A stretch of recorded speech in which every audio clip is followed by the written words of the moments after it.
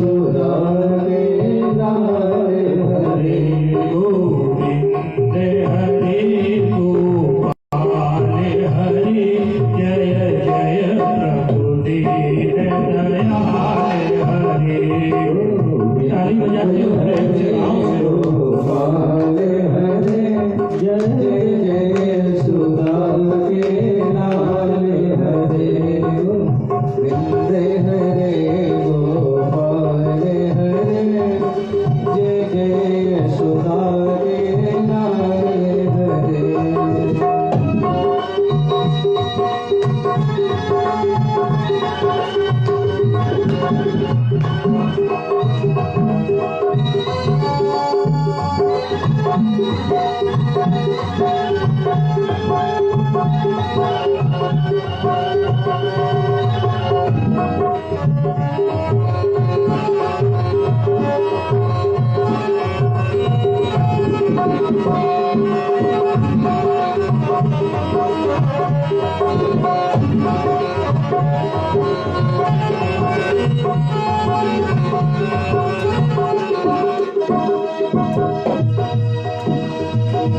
जय जय प्रभु दीन दयाल हरे जय जय प्रभु दीन दयाल हरे जय जय प्रभु दीन दयाल हरे जय जय प्रभु दीन दयाल हरे गोविंद हरि गोपाल हरे जय जय प्रभु दीन दयाल हरे गोविंद हरे गोपाल हरे जय जय प्रभु दीन दयाल हरे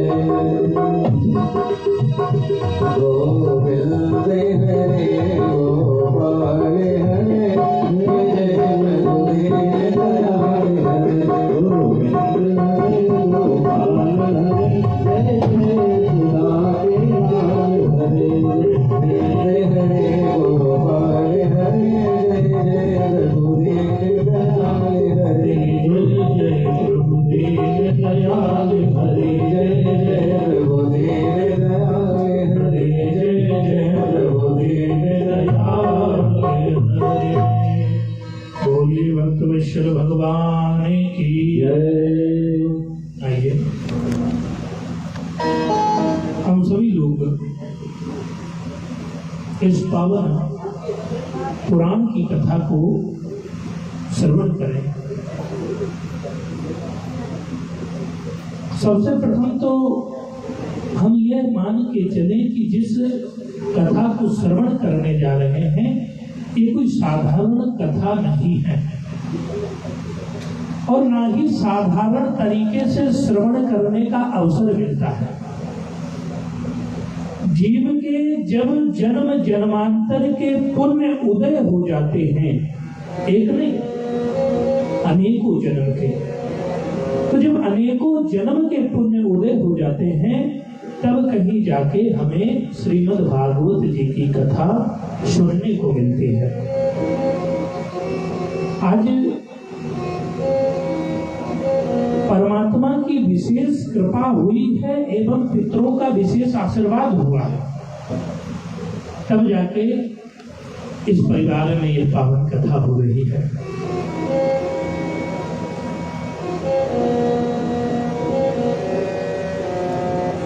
वो परम मोक्ष को देने वाली कथा है।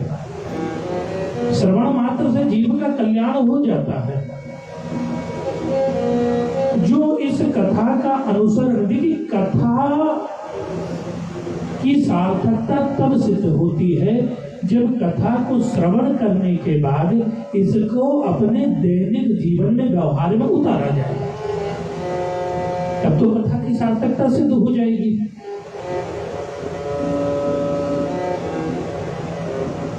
साक्षात भगवान श्री कृष्ण का वांगमय स्वरूप है श्रीमद् भागवत जी की कथा।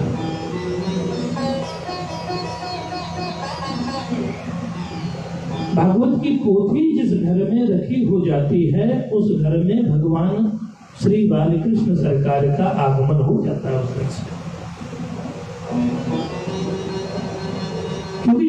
भगवान इस धराधाम से जाने लगे थे तो भगवान जी से उद्धव जी महाराज ने पूछा था कि हे प्रभु, आप अब यह पृथ्वी छोड़कर जा रहे हो, अभी तक आपने धर्म की स्थापना के लिए निरंतर कार्य किया है, लेकिन आपके इस धराधाम के जाने के बाद ये धर्म किसके सहारे रुकेगा?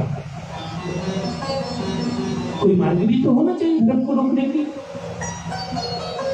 क्योंकि कलयुग का आगमन भी होना था। तो भगवान श्री कृष्ण जी ने उद्धव जी से यही कहा कि श्रवणम कीर्तन विष्णु, जो कानों से मेरा कीर्तन श्रवण करेगा, मेरी कथाओं का गुणगान श्रवण करेगा, वह धर्म पर निरंतर बचा रहेगा। और कलयुग में मुख्य साधन ही भगवान का गुणगान है।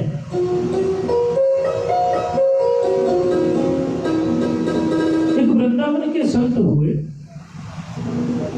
वृंदावन के संत थे, पढ़े लिखे तो ज्यादा थे नहीं भैया, बिल्कुल अंगूठा टेक कहा जाए अगर अपनी भाषा में, पढ़े लिखे नहीं थे। उन्होंने कहीं पर भागवत जी की कथा हो रही थी तो वहां पर श्रवण कर लिया था कि स्वयं कृष्ण का स्वरूप है भागवत जी। गए बाजार से, पैसा था इकट्ठा किए हुए थे, जो भी अपनी दक्षिणा से एक पोथी ले आए ठाकुर जी की। वो संत एक पोथी ले आए, और भैया जब वो पोथी लेके आए तो उसको अपने मंदिर में रख लिया और नित्य उसका पूजन अर्चन किया करते थे। अब पढ़े लिखे तो थे नहीं कि पोथी पढ़े, लेकिन उसका पूजन नित्य करते थे, भोग लगाते थे, नैवेद्य अर्पण करते थे, धूप दीप होता था।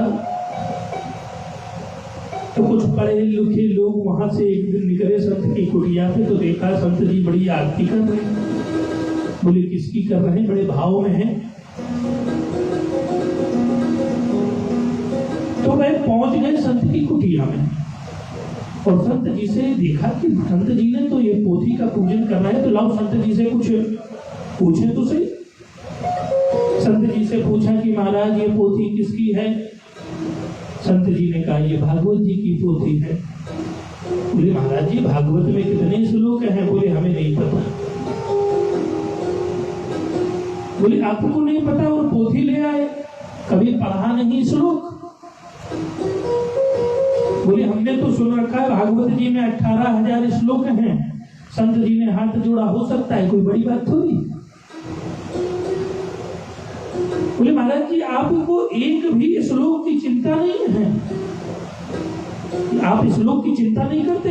इसमें कौन से श्लोक हैं? संत ने बड़ी विनम्रता के साथ हाथ जोड़ा। बोले भैया इस श्लोक की चिंता केवल संसारियों को है, हमें तो वह लोक चाहिए जहां पर गोविंद निवास करता है। इस लोक को हम क्या करेंगे? हमें तो वो लोक चाहिए जो गोविंद निवास करता है। और वास्तव में संत ने उस भागवत जी की पोथी का पूजन अध्ययन कर अंत में उसी भागवत से भगवान श्री कृष्ण प्रकट होकर संत को दर्शन दिए। ऐसी पावन कथा है। और कहा भी गया, भागवत के महत्व में बताया भी गया है कि नित्यम भागवतम यस्तु पुराण पठते नरहा प्रत्येक अक्षर भक्त से कपिला दानन फलम प्राप्त है।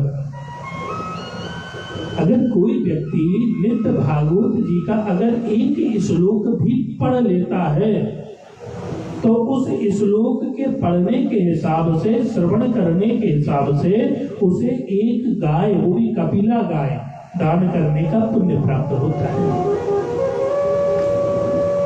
तो ये अद्भुत और पावन कथा जो हमारे आज घर पर हो रही है, इस पावन कथा को श्रवण करने से पूर्व हम इस कथा के महत्व को श्रवण करेंगे, क्योंकि कलिकाल में बड़ी समस्या है ना। भक्त लोग जब तक जान न ले कि इस काम में फायदा नहीं है तब तक वो नहीं करेगा। बिना लाभ के कोई काम होने वाला नहीं है। और बिना सिद्धांत के, क्योंकि दृष्टांत जरूरी है इसलिए सिद्धांत की पुष्टि होती है, इसलिए सबसे पहले भागवत के महत्व को बताया गया है कि जीव जान जाए कि इसके श्रवण मात्र से क्या फल मिलता है। क्योंकि आज प्रथम दिवस की कथा है तो महत्व की कथा होती है, और प्रथम दिन की कथा थोड़ा विलंब से प्रारंभ हुई, वो हर जगह का यही स्थिति रहती है, बात बात की तो अपने समय अनुसार चलती ही है। आइए सबसे पहले हम लोग श्रीमद् भागवत के प्रथम श्लोक को पढ़ें।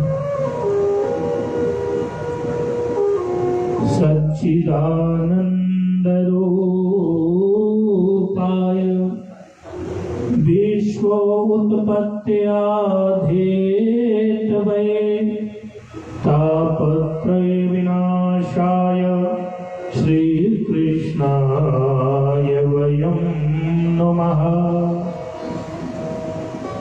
क्या है? सच्चिदानंद रूपाय, सच्चिदानंद रूपाय विश्व उत्पत्ति आधेतवे तापत्रय विनाशाय श्री कृष्णाय वयं नमः। भगवान के तीन स्वरूप हैं, सत्य, चित, आनंद।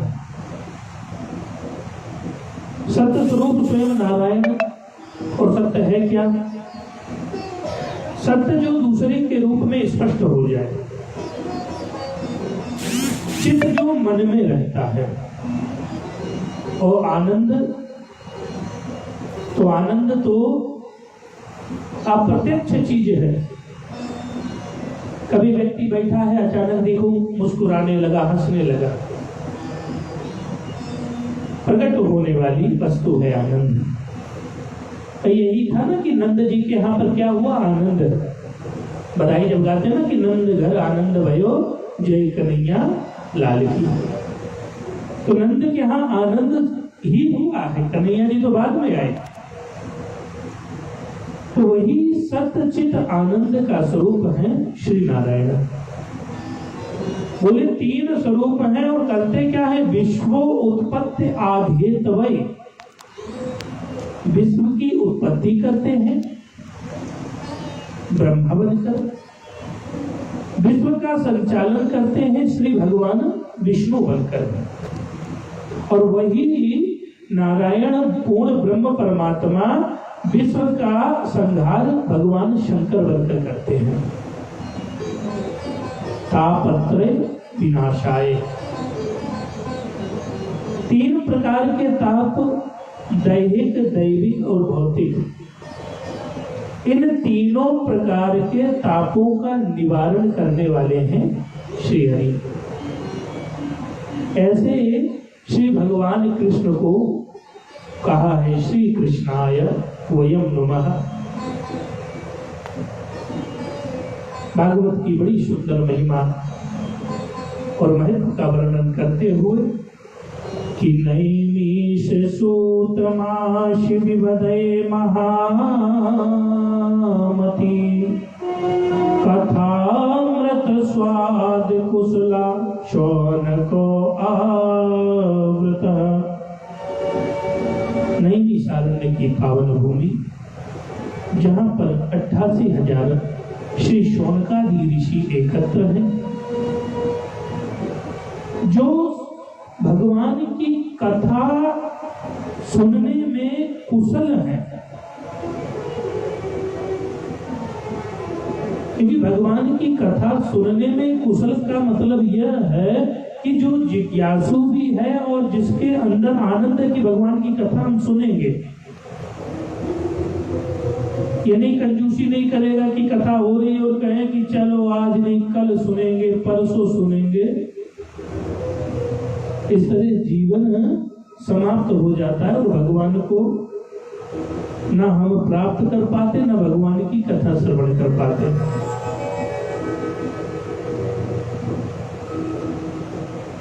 तो कथा मृत स्वाद कुशल, जो कथा रूपी अमृत है उसके स्वाद लेने में कुशल शौनक आदि 88,000 श्री शौनक ऋषि कहाँ उपस्थित है?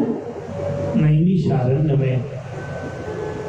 तीरथ बरनय मीस विख्याता, तीरथ बरनय मीस विख्याता, तीरथ बरनय मीस विख्याता, तीरथ बरनय मीस विख्याता।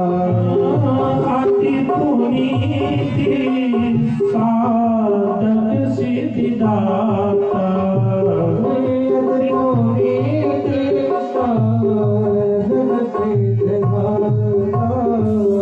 तीरथ बरनय मीस विख्याता, तीरथ बरनय मीस विख्याता, तीरथ बरनय मीस विख्याता। तीरथ क्षेत्र है नैमिषारण्य,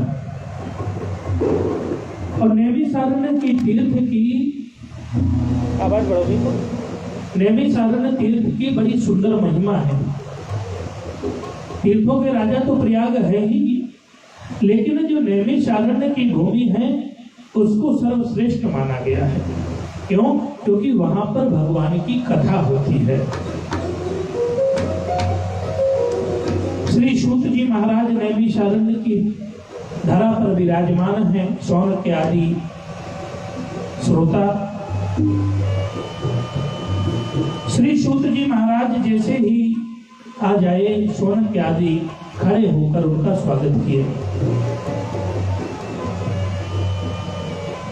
प्रणाम कर कर पूछने लगे, महाराज हमें वो परम भक्ति चाहिए जिस भक्ति की प्राप्ति हो जाए तो जीवन में व्यक्ति जन्म जन्मांतर के बंधनों से मुक्त हो जाए। क्या कोई ऐसा साधन भी है जिसको करने से, या ऐसी कोई कथा जिसको श्रवण करने से जीव जन्म जन्मांतर के बंधनों से मुक्त हो जाए? तब श्री सूत जी महाराज ने कहा कि हाँ, परम मोक्ष देने वाली पावन कथा है। बोले कौन सी? बोले श्रीमद् भागवत जी की कथा। शौनकियों ने हाथ जोड़ा, महाराज यह पावन कथा हमें श्रवण कराइए। सूत जी महाराज ने कहा, देखो इस कथा को श्रवण करने के लिए आपको शुद्धतम श्रोता बनना पड़ेगा। शुद्ध श्रोता के लक्षण क्या है? शुद्ध श्रोता के लक्षण यह है कि श्रोता पहली चीज भगवत कथा के लिए जिज्ञासु हो। देखिए, अगर भूख लगी हो तभी भोजन भी अच्छा लगेगा, और या फिर किसी का खिलाने वाले का भाव अच्छा हो। अब पेट भरा हुआ है और खिलाने वाले का भी मन नहीं है कि भोजन कराऊं इसे, लेकिन बोले रिश्तेदार हैं, भोजन तो कराना है, नहीं तो जाके बताएगा, लाके पटक दी थाली, ले भैया भोजन कर। हिम्मत नहीं होगी भोजन कर ले, क्योंकि एक तो पेट भी भरा है, दूसरा सामने वाले का भाव भी ठीक नहीं। तो पहली चीज श्रोता जिज्ञासु होना चाहिए, श्रवण करने के लिए तत्पर रहेगा।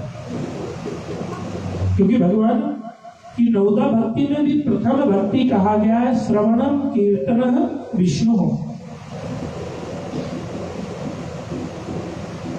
श्री सूत जी महाराज ने कहा कि भाई देखो, श्रोता जिज्ञासु हो, और दूसरी चीज कथा में कभी शंका ना करे। कथा शोध का विषय है, शंका का विषय नहीं है। और जहां कथाओं में शंका होने लगी, बस जीव वही शंका में घूमता रहेगा और जीव का कभी उद्धार नहीं होने वाला है। एक बार कथा झांसी के निकट हो रही थी। झांसी के पास में कथा हो रही थी, गांव की बात थी। ये बगल में जो गांव पड़ता है मोठ तहसील है, उसी के निकट गांव था और कथा चल रही थी। तो कथा विश्राम के बाद बहुत से लोगों का मन होता है कि चलिए व्यास जी से मिल ले। तो गांव का एक व्यक्ति बढ़िया आया, बोला महाराज जी कुछ पूछना चाहते हैं। हमने कहा भाई पूछो। बोले आप बताओगे? हमने कहा अगर जानकारी होगी तो बताएंगे, क्योंकि ब्रह्मांड का ज्ञान तो हमने भी नहीं प्राप्त कर रखा है, जो गुरु कृपा से मिला वो बताएंगे। तो बोले महाराज एक चीज बताओ, रामचरितमानस पढ़े? हमने कहा पढ़े तो हैं। तो बोले ये बताइए दशरथ जी किस जाति के थे? अधिकतर गांव में जाओगे तो ये समस्या ज्यादा है, छोटी छोटी जिन बातों का कौनो मतलब नहीं वो बात पहले पूछी जाएगी। तो बोले दशरथ जी किस जाति के थे? तो हमने कहा भाई रामचरितमानस से लेके अनेक ग्रंथों में लिखा है वो तो सूर्यवंशी क्षत्रिय थे। बोले महाराज तब तो आपको कुछ पता नहीं है। हमने कहा भैया फिर आप ही बताओ। बोले दशरथ जी हमारी बिरादरी के थे। हमने कहा आपकी बिरादरी के? तो हमने कहा आप किस बिरादरी से? बोले हम जात से नाई हैं। हमने कहा नाई हो दशरथ जी आपकी बिरादरी? बोले महाराज जी बिल्कुल रामचरितमानस में स्पष्ट लिखा है दशरथ जी हमारी बिरादरी के। हमने कहा भाई ये कहाँ? तुरंत गया आपके पास पोथी है? बोले मैं। हमने कहा हाँ भाई भिखारी बैग से। हमने कहा भैया बता हम भी कुछ नया देखें। तुरंत उसने निकाली रामचरितमानस का पन्ना और उस पर लिखा था वेद विदित ते दशरथ नाऊ। हमने कहा बहुत सही जा रहे हो भैया। हम कहा दो चार श्रोता आप जैसे हो जाए तो हम लोग कथा बंद कर दें। तो कथा में कभी शंका नहीं होना चाहिए, क्योंकि शंका के कारण शायद ध्यान हो आपको। कथा त्रेता युग की बात है।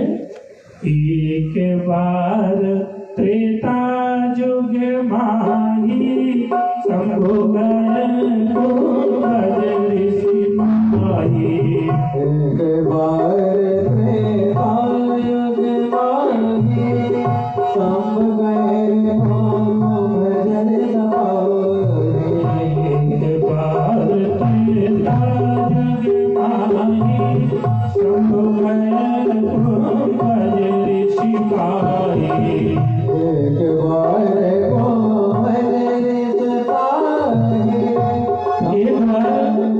त्रेता युग की बात। भगवान शिव कुंभज यानी अगस्त मुनि के यहाँ पर गए, और अगस्त मुनि क्या गए अकेले नहीं, क्योंकि कहा है धर्म का कार्य बिना पत्नी के नहीं संभव है। क्योंकि धर्म की सबसे बड़ी पत्नी का नाम ही श्रद्धा है, और श्रद्धा के साथ जब कोई कर्म किया जाता है तो उसका फल शुभ होता है। तो कौन गया साथ में?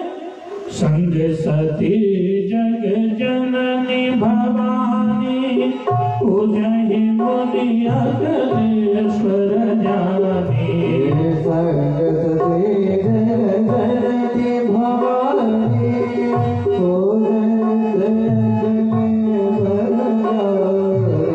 संग सती जग जननी भवानी पूजहि अखिलेश्वर जानी।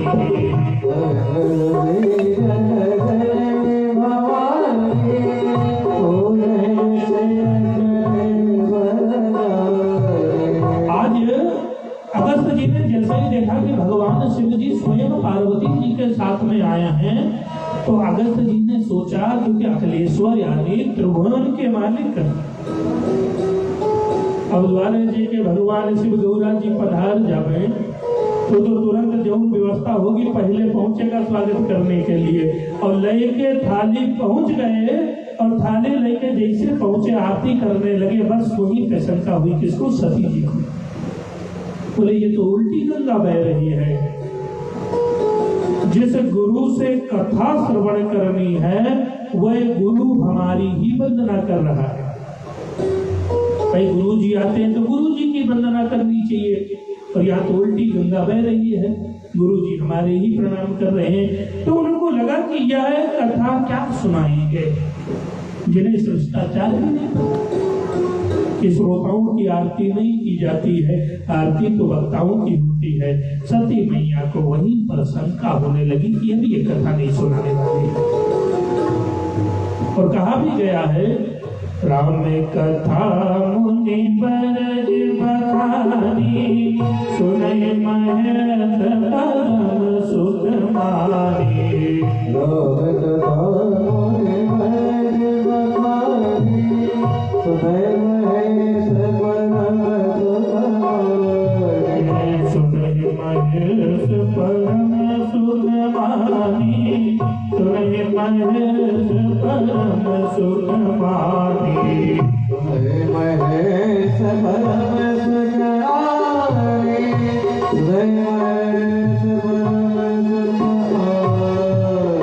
राम कथा मुनि बरज बखानी, सुन ही महेश परम सुख मानी। सती जी को नहीं कहा गया क्योंकि शिव जी के मन में शंका नहीं थी, इसलिए श्रवण उन्हीं ने की, और उसका परिणाम भी क्या हुआ, शिव सती वियोग हुआ।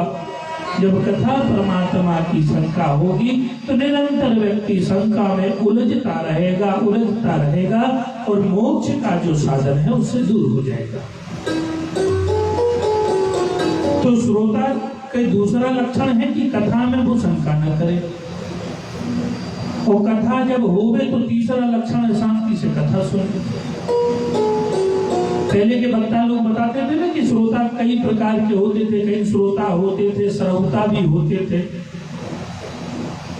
अब अपन लोग श्रोता का उपमा नहीं देंगे क्योंकि अधिकतर कथा में हमें श्रोता ही मिलते हैं, तो काहे किसी को श्रोता कहें। श्रोता का मतलब ये होता कहीं जैसे सुपारी काटी जाती है, इसे मुंह चला करता है। वो अपनी धुन में बैठे हैं, वक्ता अपनी धुन में बैठे हैं, और पता पड़े घर में यहाँ से जाओ और घर वाले पूछे कथा में क्या सुना, तो कहीं पता ही नहीं पड़ा, लेकिन कथा बड़ी सुंदर थी। एक गांव में कथा हो रही थी, एक व्यक्ति गांव के बढ़िया थे, बड़े परिवार के थे, तो यजमान के मित्र थे, आए जैसे ही पत्नी ने कहा जाओ कथा सुन के आ जाओ, अच्छी लगे तो हमें बताना, हम भी कल चलेंगे। बोले ठीक, गए। तो यजमान जी ने जैसे ही देखा कि भैया आए हैं तो बोले आइए, बगल में आसन में बैठा दिए, कहीं बैठिए। और महाराज जी कथा कह रहे थे, कथा में इतना खो गए कि उन्हें नींद आ गई, और जब नींद आ गई कथा समाप्त हुई, तो जब आंखें खुली तो यजमान ने कहा कि अब जाइए। अब घर गए, घर जाने के बाद पत्नी ने पूछा कि कथा में क्या सुना, तो बोले कथा बड़ी सुंदर थी। बोले सुना क्या? बोले बड़ी सुंदर थी, नहीं बताइए हो तो सुना क्या? बोले कहा कथा में कि आइए बैठिए और जाइए। और उन्हें तीन बात तो समझ में आई थी, आइए बैठिए और जाइए। पत्नी ने कहा इसका मतलब इन्होंने कथा नहीं सुनी। अब दिन भर कोई काम नहीं था, कथा में बैठे थे, रात्रि में नींद ना आवे तो वही शब्द उनकी कथा के गूंज रहे थे कि आइए बैठिए और जाइए। अब इत्तेफाकन रात में नींद नहीं आ रही थी, और देव संयोग ऐसा था कि उनके घर में चोर घुस गए। हल्की नींद आई तो भी नींद में भौंकने की आदत होती ना बड़बड़ाने की, तो वो जोर जोर से बड़बड़ा रहे थे। चोर जैसे ही घर में घुसा तो उनके मुंह से निकला कहीं आइए। चोर एकदम घबरा गया कि लगता है देख लिया, और जैसे ही चोर ने देखा कि लगता है देख लिया तो चोर चुपचाप बैठ गया। तब तक दूसरा मंत्र क्या था, कहीं बैठिए। चोर ने कहा पक्का देख लिया हमने, तो कहीं अब इसका मतलब निकल लेना चाहिए। और जैसे ही चोर जाने लगा तो तीसरा मंत्र आता कहीं जाइए। अब चोर अपने घर को आया, लेकिन अब रात भर चोर के भी नींद ना आवे क्योंकि सामने वाले ने पहचान लिया। चोर के मन में तो यही बात आ रही थी, और चोर ने यह सोचा कि ये सवेरे उठ के पक्का है हमें ले जाएगा जेल, तो बोले करूं क्या? बोले जितना चुराया था सब इकट्ठा करो और इसके उठने से पहले इसके द्वारे पहुंच के हाथ पांव जोड़ के सब ले आओ। और चोर ने सब सामान इकट्ठा किया और सवेरे जैसे ही ये उठा है सामने गया, चरणों में गिर गया, भैया किसी से कहना मत, रात में मैं तुम्हारे घर में घुसा था चोरी कर। ये सब सामान इसने भी कहा कि ये बढ़िया है, कथा सुनी कल, 3 मंत्र याद किए, 3 मंत्र में इतना लाभ हुआ सवेरे सवेरे। अब तो पक्का है कि पूर्ण विश्वास के साथ में बैठूंगा और कान बिल्कुल खुले रखूंगा और कथा में श्रवण करूंगा। तो कथा में चौथी समस्या क्या होती है? व्यक्ति सो जाता है। अच्छा, उसका दोष भी किसी का नहीं है, क्योंकि बताया जाता है कि त्रेता युग में जब कुंभकर्ण को मार दिया तो कुंभकर्ण की पत्नी थी निंद्रा, तो भगवान के पास गई, बोले प्रभु आपने हमें विधवा कर दिया, मैं आपसे शत्रुता रखती हूं और आपसे मैं बदला लूंगी। बोले अच्छा, मैंने आपके पति को कब मारा? बोले ये कुंभकर्ण मेरा ही पति था, 6 महीने में 1 दिन उठता था और सो जाता था और मैं निंद्रा हूं। तो भगवान ने कहा चलो अगर अपराधी हूं तो जो दंड देना चाहो दे दो। बोले अभी नहीं। बोले फिर कब? बोले कलिकाल में जब आपकी कथा हुआ करेगी और आपकी कथा में जब श्रोता समाज जब बैठेंगे तो मैं पंडाल के पास में घूमा करूंगी, मौका देख के उन्हें सुला दूंगी और न श्रोता कथा सुनेंगे ना होगा उनका उद्धार, क्योंकि कलयुग में भगत भी होंगे कम। भगवान ने कहा तब तो ठीक है, लेकिन संतों ने भी उपाय बताया। बोले ये काम करना, निंद्रा देवी कहीं से ना जाए, इसलिए कथा में बीच बीच में भजन करो और भजन करने के बाद उसमें ताली बजाओ कि नींद ना आवे। अपनी धुन में रहता हूँ, राधे राधे कहता हूँ मैं, धुन में रहता हूँ, राधे राधे कहता हूँ। अपनी धुन में रहता हूँ, राधे राधे कहता हूँ। अपनी धुन में रहता हूँ, राधे राधे कहता हूँ। राधे राधे राधे राधे राधे राधे राधे श्री राधे राधे राधे राधे राधे राधे राधे राधे राधे राधे राधे राधे राधे श्री राधे राधे राधे राधे राधे राधे राधे श्री राधे। अपनी धुन में रहता हूँ, राधे राधे कहता हूँ मैं। अपनी धुन में रहता हूँ, राधे राधे कहता हूँ, राधे राधे कहता हूँ, राधे राधे कहता हूँ। बोले राधा सरकार की जय। तो बोले निंद्रा को भगाने का यही सबसे सरल उपाय है। सूत जी महाराज कहते हैं सौनक्यों, यदि कथा में अगर शंका हुई तो कथा श्रवण करने में भी दुविधा उत्पन्न हो जाती है। बोले जो कथा को मैं श्रवण कराने जा रहा हूँ तो कोई साधारण नहीं है। बोले फिर काल व्याल मुखाग्रास त्रास निर्णाय हेतवे श्रीमद् भागवती शास्त्र कलौ कीड़े निवासिते। काल व्याल मुखाग्रास त्रास निर्णाय हेतवे। काल में फंसे हुए जीव जो काल के दंड जो बताया ना, दैहिक दैविक भौतिक तापों में जो उलझे हैं, जिन पर ये ताप हैं, उन सबको दूर करने वाला है श्रीमद् भागवत शास्त्र, जो कलह कीड़ेन भाषिता, कलयुग में यह लोगों को उद्धार देने वाला है। या दूसरी भाषा में समझे, जैसे मानो अजगर देखे ना चिड़ियाघर वगैरह में, अब अजगर मानो मुंह फाड़ के बैठा है, दांत है उसके, और उसी के दांतों पर जो गौरैया चिड़िया बैठी है। अब गौरैया तो सोच रही है ना कि दांत कोई जैसे टाइल्स है, मार्बल वगैरह जैसा उसे लग रहा है, उसे क्या पता ये अजगर का मुंह है। अब आप विचार करिए कि वह गौरैया कब तक जीवित रहेगी वहां बैठे बैठे। तो आप कहेंगे कि महाराज जी गौरैया तब तक जीवित है जब तक अजगर का मुंह बंद नहीं हो रहा।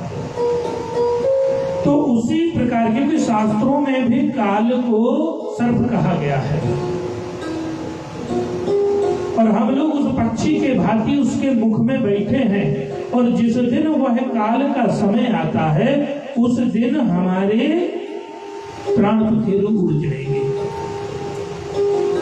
तो बोले उस काल का बचाव क्या है? बोले यह पावन कथा श्रवण कर, क्योंकि श्रीमद् भागवत कथा व्यक्ति के जो मृत्यु है उसका भय मुक्त करा देती है। मृत्यु है क्या? समझने वाली बात। मृत्यु जीव का मात्र केवल एक छोटा सा विश्राम स्थल है। जैसे मान के चलिए कि हम लोग अगर बाराबंकी से कानपुर जा रहे हैं तो बस लखनऊ में स्टॉप ले रही है, उसके बाद उसको जाना है। उसी प्रकार से यह जीव भी जब इस शरीर में रहता है और इस शरीर की जब मृत्यु होती है, क्योंकि जीव की मृत्यु नहीं होती, तो जब ये शरीर की मृत्यु होती है तो जब जो जीव आत्मा है वो कुछ क्षण के लिए वहां पर विश्राम ले लेता है। फिर वह जीव की आगे की मंगलमय यात्रा प्रारंभ होती है। अब मंगलमय का मतलब यह है ना कि हमारे कर्म, अगर हमारे कर्म है तो वो मंगलमय बनेंगे, नहीं तो नरक की यात्रा तो झेल नहीं है। इसीलिए कहा है कि हमेशा मृत्यु को उत्सव की तरह मनाने की कोशिश की जाए, और ये भागवत ही मृत्यु को उत्सव की ओर ले जाता है। जब जीव मृत्यु के भय से मुक्त हो जाता है, परमात्मा की शरणागति हो जाता है, तो जन्म जन्मांतर के बंधनों से वो भी मुक्त हो जाता है। ऐसी पावन कथा है श्रीमद् भागवत जी की। और ये श्रीमद् भागवत महापुराण की जय। श्री सूत जी महाराज कहते हैं कि हे शौनकियों, ये वो पावन पुराण की कथा है जो देवताओं को भी दुर्लभ है। देवताओं को भी भागवत कथा नहीं मिली, क्योंकि जिस समय राजा परीक्षित जी को श्राप हुआ था तो सुखदेव जी महाराज यह पावन कथा को श्रवण कराने के लिए जा रहे थे, तो अपने कार्य में कुशलता लाने वाले देवता लोग भी अमृत का कलश लेकर सुखदेव जी का रास्ता रोक दिया। तो भैया सुखदेव जी का जब रास्ता रोका तो बोले, हे महामुनि, आप एक काम करिए, ये जो कथा है ये कथा हमें दे दीजिए और हमारा अमृत ले जाकर परीक्षित को पिला दीजिए। सुखदेव जी महाराज ने कहा कि राजन, आप भले ही देवताओं के राजा हैं, आपके पास अमृत है, लेकिन एक चीज ध्यान रखना, आपके अमृत की चोरी भी हो जाती है। राहुल चुरा ले गया था, तो बोले का सुधा का कथा, अरे क्या सुधा और क्या कथा, उसकी बराबरी करोगे कथा की, वो भी अमृत है। मानो कहने का तात्पर्य हो कि कहाँ हीरे और कहाँ ये पत्थर, जो हमारी कथा रूपी मणि है उनकी तुलना पत्थरों से कर रहे हो। और रही बात इस अमृत की, तो तुम्हारे अमृत से कई गुना ताकत है हमारी इस कथा रूपी अमृत में। और देखा ना, इस कथा के प्रभाव से परीक्षित को मैं जन्म जन्मांतर के लिए अमर कर दूंगा। देवराज इंद्र से कहा कि अब तुम जाओ। देवराज इंद्र वहां से सीधा ब्रह्मा जी के पास में पहुंचे। किसके पास? ब्रह्मा जी के पास में। ब्रह्मा जी के पास में जब पहुंचे तो ब्रह्मा जी से हाथ जोड़कर कहा कि हे पितामह, पृथ्वी वालों पर आप भला करते हो, हम देवताओं पे नहीं। ब्रह्मा जी ने कहा हुआ क्या? बोले हमें कथा श्रवण करने को नहीं मिल रही है। बोले कथा कौन सी? बोले सुखदेव जी कोई कथा सुनाने गए हैं, सुना उसका प्रभाव बड़ा है। बोले अच्छा, तो रुके रहो, देखते हैं इस कथा का फल क्या है।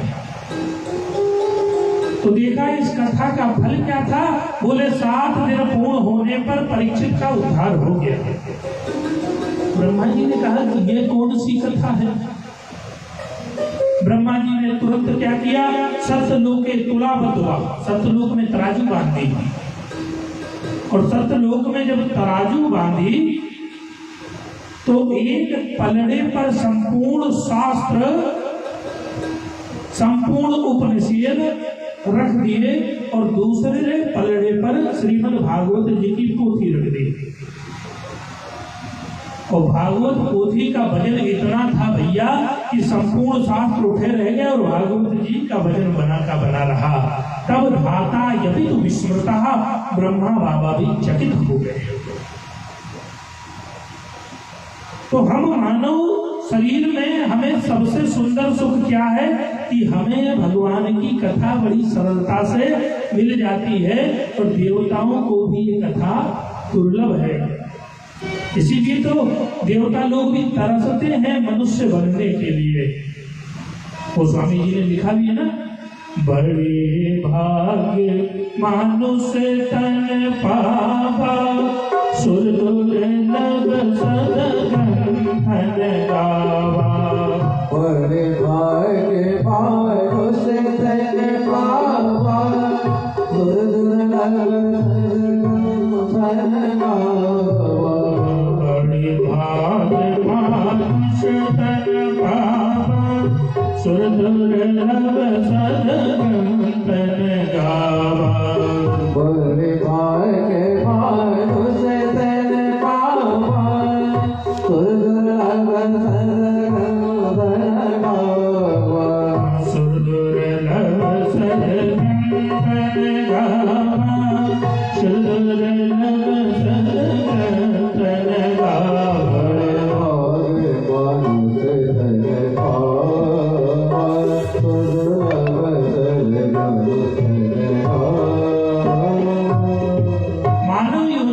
बड़े भाग्य से मिलती है सुर दुर्लभ सद ग्रंथन गावा।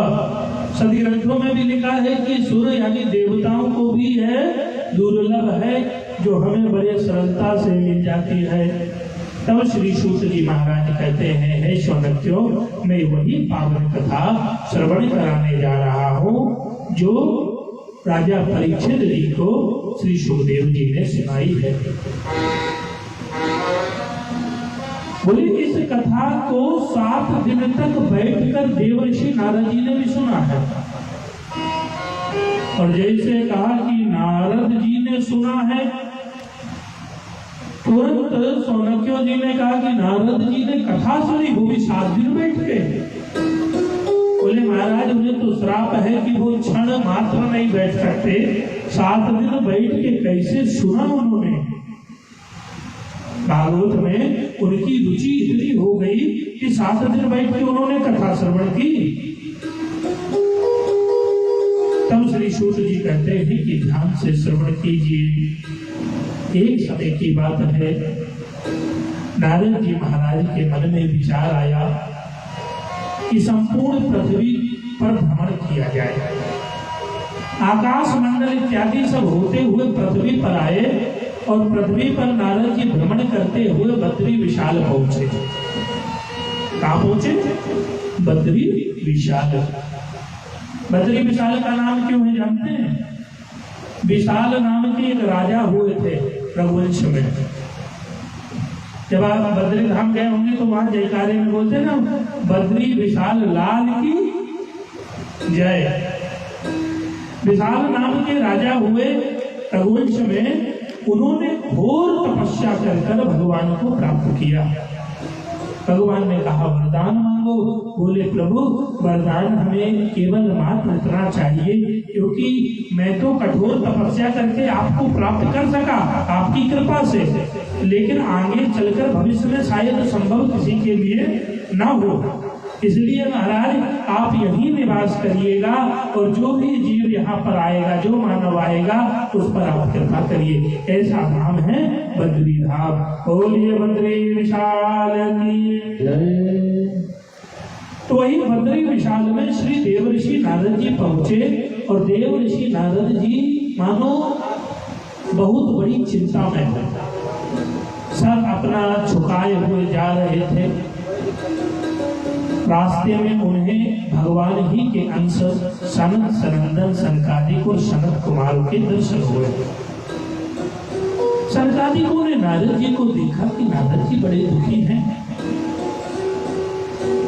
नारद जी महाराज को आवाज लगाई, हे देवऋषि, हे देवऋषि। नारद जी की एकदम जैसे चेतना जागी गई। हे सनकादिको आप? बोले हाँ, हम बड़ी देर से यहीं खड़े हैं और आप तो हमारे सामने से निकलते जा रहे थे। नारद जी क्या बात है? कुछ आपका चोरी हो गया या कोई सामग्री गिर गई जो जमीन पर देखते जा रहे हो, या कोई कष्ट आपको? देवर्षि नारद जी ने कहा कि कष्ट क्या बताऊं, मेरे मन में ये हुआ कि स्वर्ग लोक से अब पृथ्वी घूमने का विचार हुआ, तो मैं पृथ्वी पर यात्रा करने के लिए निकला कि अहम तो पृथ्वी यतो गत्वा सर्वोत्तमामति।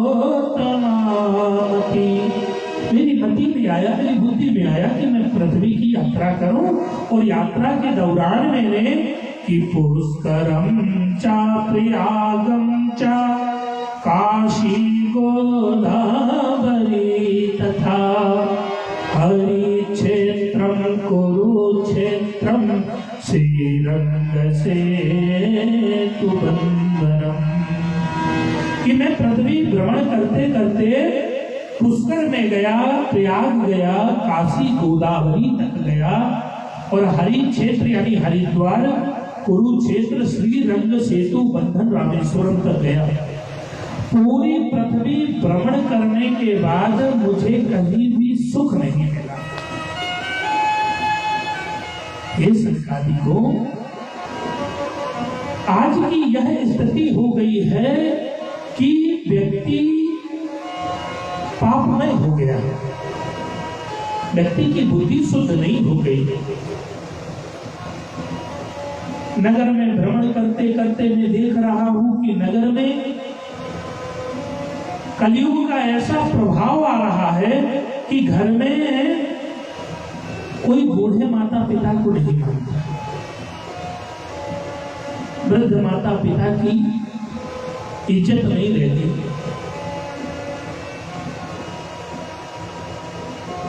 घर की स्थिति यह है कि महिलाएं पुरुष पर साम्राज्य कर रही है। अब वो वास्तविकता भी ये है कहीं कहीं, इस पे ज्यादा नहीं कहूंगा, नहीं बाद में एक जगह कह रहे महाराज जी ऐसा है, तुम हमारे घर की बात बताए हो। हाँ, ये भी समस्या खड़ी हो जाती है। और बोले घर में माता पिताओं से लोग कम सलाह लेते हैं, सालों से ज्यादा सलाह लेते हैं। घर में साले सलाहकार हो गए। घर में कोई कार्य करना है तो पहले ससुराल फोन जाएगा। सास ससुर की सेवाएं बंद हो गई। वो तो किस्मत अच्छी है कि जिनके घरों में होती है, नहीं बहुत से घरों में तो भोजन मिल जाए बहुत बड़ी बात, चूल्हा अलग हो जाता था। नारद जी बोले प्राय बहुत दुख है काल के आगमन के कारण। तब सनकादिकों ने कहा कि नारद जी आप तो विद्वान हैं, आप स्वयं जानते हैं, आप अगर इस तरह की बात कहें तो उचित नहीं है। आपके दुख का कारण ये हो ही नहीं सकता। नारद जी महाराज बोले हाँ, मेरे दुख का कारण ये भी नहीं है। तो बोले आपके दुख का मूल कारण क्या है नारद जी, ये बताइए। बोले मेरे दुख का मूल कारण ये है कि जब मैं संपूर्ण तीर्थ घूमने के बाद मैं वृंदावन आया तो वहां पर मैंने एक विचित्र घटना देखी। बोले विचित्र घटना कौन सी? बोले मैंने देखा कि एक सुंदर स्त्री बैठी हुई है और रो रही है। उसके पास में कई स्त्रियां हैं और उस सुंदर स्त्री जो रो रही है उसके दोनों पैरों पर दो बूढ़े व्यक्ति पड़े हैं, अचेत अवस्था में, बेहोश अवस्था में। नारद जी कहते हैं सरकारी को मेरा मन हुआ कि मैं इसके दुख का कारण जानूं, लेकिन समस्या है बिना बुलाए जहां पर महिलाएं हो वहां जाना नहीं चाहिए। पहले तो होता था ना कि साधु लोग कभी किसी की बारात में नहीं गए, एक समय ये भी था। अब तो महंत लोग विवाह शादी में पहुंच जाते हैं, लेकिन पहले का समय नहीं होता था। किसी ने कहा क्यों नहीं पहुंचते थे? बोले हो सकता है वह महंत संत जो भगवान का भजनानंदी हो और बारात में गया और दूल्हा घोड़े पे बैठा है, संत के मन में कहीं ये बात ना आ जाए कि देखो कितना सुंदर है दूल्हा, का हम भी बने हुए थे, तो उसके भजन तो खत्म हो जाता। और हो सकता है दूसरा कारण भी हो कि संत बड़े आनंद के साथ में भ्रमण कर रहे थे और हो सकता है दूल्हा घोड़े पे बैठे बैठे सोचे देखो हम संसार में फंसने जा रहे हैं, ऐसा है कि संत कितने सुंदर हैं, बड़े आनंद के साथ घूम रहे, चलो घोड़ा ये छोड़ो हम बैरा के ले लें। तब समस्या खड़ी हो जाती है। इसलिए महात्मा लोग कभी विवाह में नहीं जाते थे। अब तो मान के चलिए समय बदला काफी। अयोध्या में आज भी एक बड़ी सुंदर गद्दी है, बड़ी छावनी रघुनाथ दास जी की। वहां जो भी महंत होता है वो महंत जो बन जाता है वो कभी चौखट से बाहर नहीं आता। आज भी ऐसी पावन स्थान है बाबा रघुनाथ दास जी का कि जहां आज भी वो गरिमा बनी हुई है कि जो महंत हुआ वो चौखट से बाहर नहीं निकलेगा, वो उसी आश्रम पे आनंद से भजन करेगा बस। तो नारद जी महाराज ने विचार किया कि मैं अब इनसे क्या दुख पूछूं। नारद जी महाराज चल दिए और जब नारद जी महाराज चल दिए तो पीछे से वह स्त्री आवाज लगाती है, भो भो साधु क्षण स्थिति मन चिंता नाशाए। अरे अरे महाराज रुको, मेरी चिंता का नाश करिए, मेरी चिंता को समाप्त करिए। क्षण तिष्ठति दर्शनम, और संत के थोड़े से दर्शन मात्र ही संसार की समस्त चिंताएं दूर हो जाती है। कहे हैं ना गोस्वामी जी, संत हृदय नवनीत समाना, कहीं कभी न पर कहीं न जाना।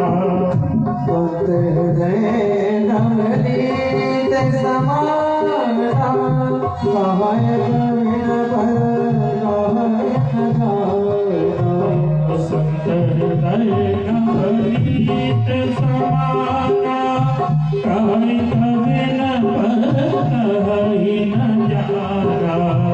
संत हृदय नवनीत समाना, कहीं कभी न पर कहीं न जाना। संत का हृदय मक्खन के समान कोमल होता है और उनकी महिमा का वर्णन कभी लोग भी नहीं कर पाए। ऐसी पावन महिमा है संत की। एक घड़ी आधी में पुनियाद, तुलसी संगल साधु की हर ही कोटि अपराध। संत के दर्शन से संपूर्ण चिंताओं का नाश हो जाता है। तो भक्ति मैया जो स्त्री थी उन्होंने आवाज लगाई कि आप थोड़ा सा दर्शन दे दीजिए। नारद जी महाराज पहुंचे और नारद जी ने कहा कि आप कौन हैं? तब वह बोली कि अहम भक्ति रीति ख्याता कि मैं तनयो मैं मतः। हे नारद जी, मैं भक्ति हूँ। कौन है? भक्ति। और ये मेरे जो दो बूढ़े व्यक्ति यहाँ देख रहे हो, ये मेरे पुत्र हैं और मैं इनकी माता हूँ। इनका नाम है ज्ञान और वैराग्य। नारद जी महाराज ने कहा कि माता, इनको ऐसी कौन सी बीमारी हो गई कि आप तो सुंदर दिख रही हो, युवा दिख रही हो, ये वैराग्य और ज्ञान बूढ़े हो गए। तो बोले कले योगेन जर्जरो, बोले कलयुग की बीमारी हो गई इन्हें, कलयुग रूपी बीमारी ने घेर लिया। तब श्री नारद जी महाराज बोले कलयुग रूपी, बोले वो भी ज्ञान और वैराग्य को घेर ले। भक्ति मैया ने कहा हाँ सत्य है। बोले नारद जी, मेरी उत्पत्ति द्रविड़ देश में हुई है। किस देश में हुई? द्रविड़। कि उत्पन्नो द्रविणेशे वृद्ध्यो कर्णाटक गता, क्या चिंतित महाराष्ट्रेण गुर्जरे जीर्णो गता। कि मैं द्रविड़ देश में उत्पन्न हुई, कर्नाटक में मैं बड़ी हुई। भक्ति मैया की उत्पत्ति कहाँ हुई? द्रविड़ में। और कर्नाटक में भक्ति मैया बड़ी हो गई। और महाराष्ट्र के रास्ते होते होते भक्ति मैया गुजरात पहुंच गई। और गुजरात जैसी पहुंची, भक्ति मैया कहती है नारद जी मैं बूढ़ी हो गई। नारद जी का अच्छा बूढ़ी हो गई। फिर बोले फिर मैं पुनः वृंदावन धामेन प्राप्तेन नवीन स्वरूपणे, मैं वृंदावन आई और मैंने पुनः सुंदर स्त्री बन गई। लेकिन नारद जी मेरे लिए दुख की बात है। बोले दुख क्या? बोले मैं तो युवा हो गई, लेकिन जो मेरे दो पुत्र हैं ये बूढ़े के बूढ़े ही रह गए। और आज भी ये सत्य है, कलयुग में भक्ति जवान है और ज्ञान वैराग्य वृद्ध है। अब साधारण सी बात में समझें कि अभी कहीं भजन कीर्तन हो तो मन बड़ा आनंद उत्साह में हो जाता है, और कहीं चर्चा ज्ञान और वैराग्य की होने लगे तो मानो चेहरे पर उदासी आ जाती कि पंडित जी क्या सुना रहे।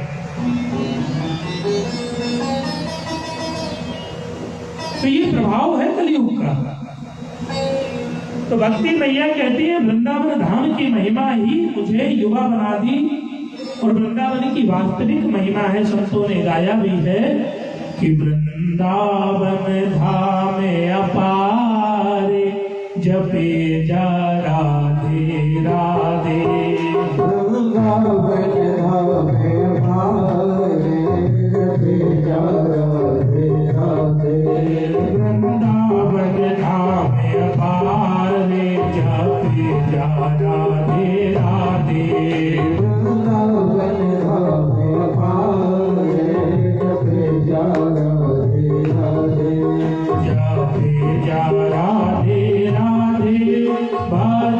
राधे राधे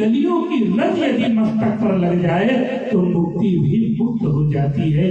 ऐसी पावन महिमा है श्री ब्रजधाम की। नारद जी मैं युवा हो गई, लेकिन बस नारद जी दुर्भाग्य है कि मेरे यह जो पुत्र हैं ज्ञान और वैराग्य, इन पर कृपा करो नारद जी, इन पर कृपा करो।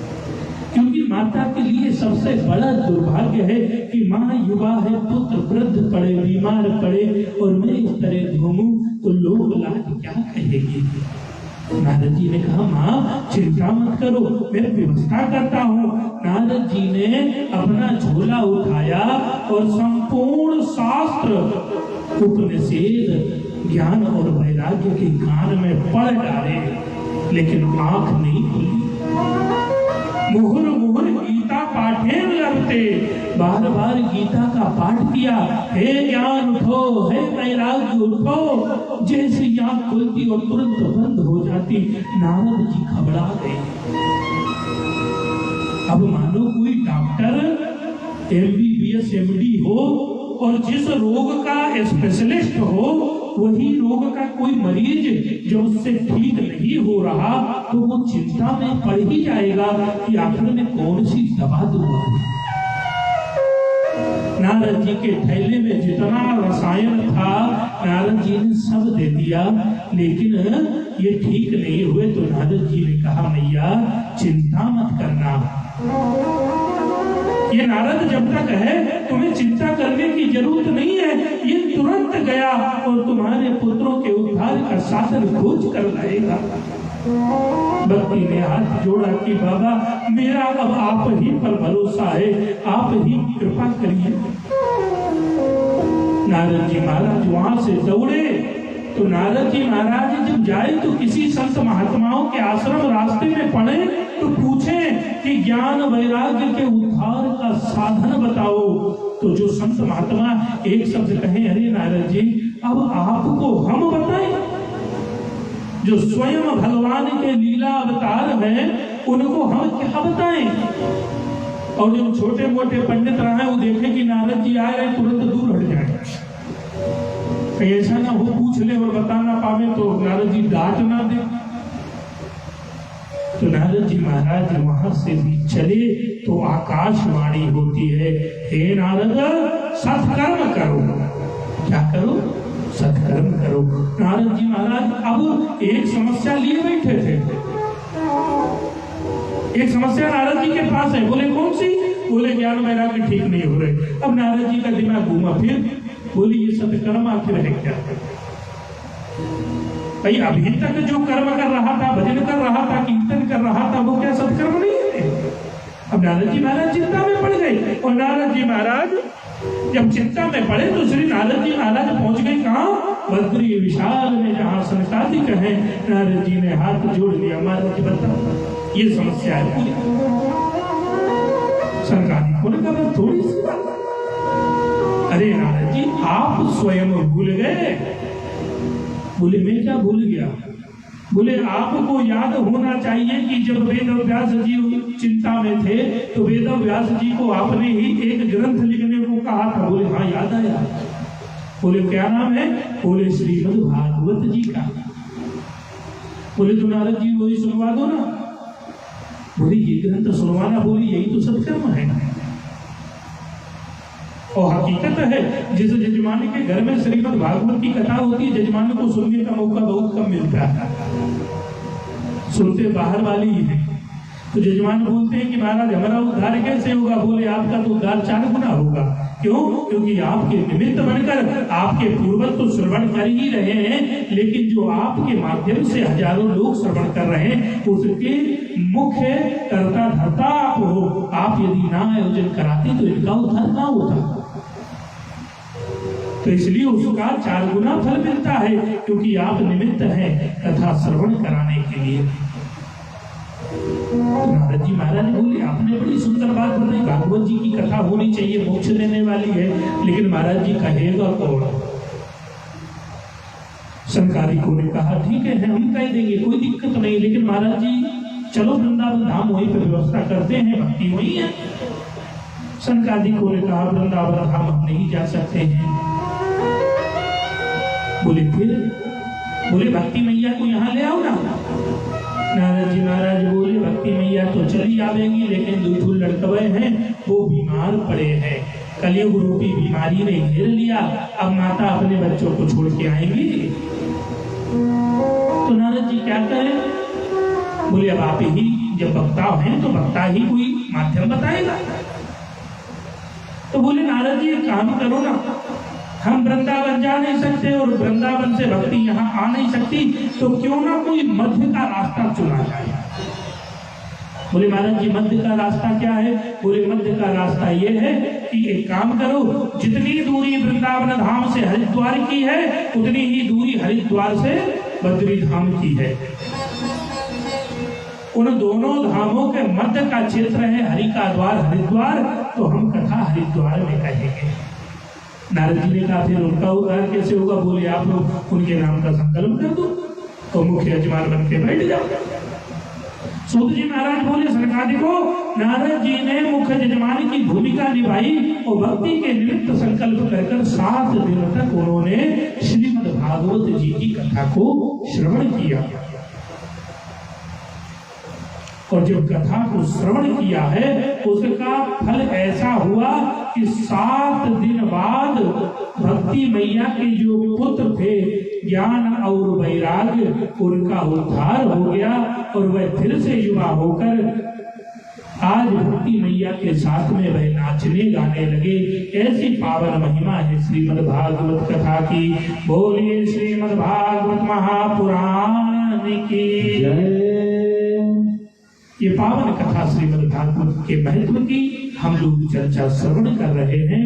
श्री सूत जी महाराज कहते हैं कि नारद जी के द्वारा आज भक्ति मैया के जो पुत्र हैं ज्ञान और वैराग्य, इन दोनों का उद्धार हो जाता है। और कथा कहाँ हो रही इस समय? नैमिषारण्य में। कहे ना कि नैमिषारण्य में सूत जी ने कही, नैमिषारण्य में सूत जी ने कही, नैमिषारण्य में सूत जी ने कही, नैमिषारण्य में सूत जी ने कही। संत के कान से हो करिए कही, संत के कान से हो गए वही।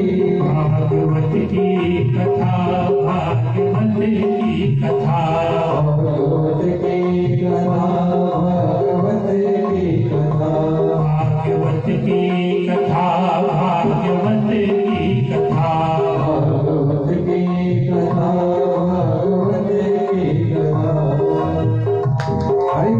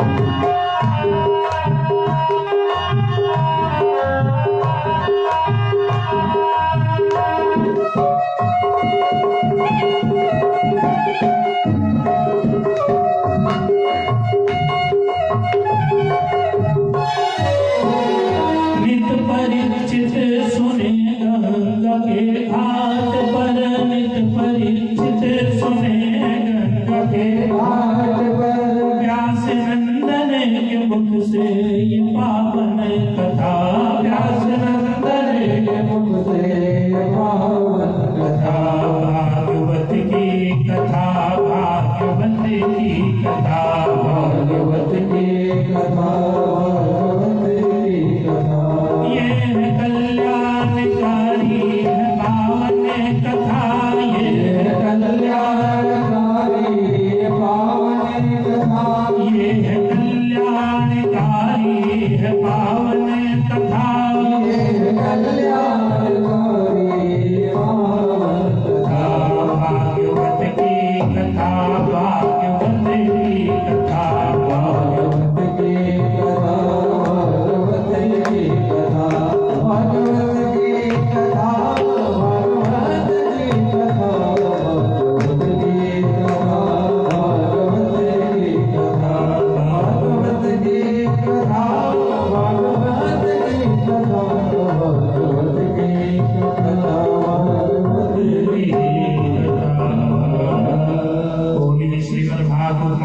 पुराण की। थोड़ी तेजी भी होनी चाहिए। कथा में दो चीजें विशेष ध्यान रखो, जयकारा लगाइए तेज, और जब कथा में भजन होने लगे तो बड़े भाव से ताली भी बजाना चाहिए। लेकिन ताली बजाने से जो हाथों की भी बता देना कि खराब रेखाएं हैं वो दूर होकर अच्छी अच्छी रेखाएं आ जाते हैं। और दूसरी चीज, अगर वैज्ञानिक पद्धति से माने तो जौन बीपी जैसी बीमारी है, अगर हम लोग ताली बजाते हैं भजनों में तो वह ब्लड प्रेशर की समस्या दूर हो जाती है। इसीलिए ताली बजाना चाहिए। तो फिर भगवान की कथा में काहे न बजावे। तो हाथों की खराब रेखाएं अच्छी हो जाएंगी भगवत की कथा में ताली बजाने से, और बीपी जैसी बीमारियों से भी व्यक्ति दूर हो जाएगा। इसीलिए बड़े भाव से ताली बजाया करें। श्री सूत जी महाराज कहते हैं कि हे शौनकियों, इस तरह आज नारद जी महाराज द्वारा भागवत के आयोजन से और भागवत की कथा श्रवण से जो भक्ति के पुत्र थे ज्ञान और वैराग्य, इनका उद्धार हो जाता है। नारद जी महाराज ने हाथ जोड़ा, बोले महाराज ये तो मानो भक्ति के पुत्र थे, ज्ञान और वैराग्य इनका उद्धार हो गया। सांसारिक जीव आत्मा अगर उद्धार कर ले क्या है। महाराज एक चीज बताओ कि हे मानवा पाप कृतस्तु सर्वदा सदा दुराचार विमार्गः।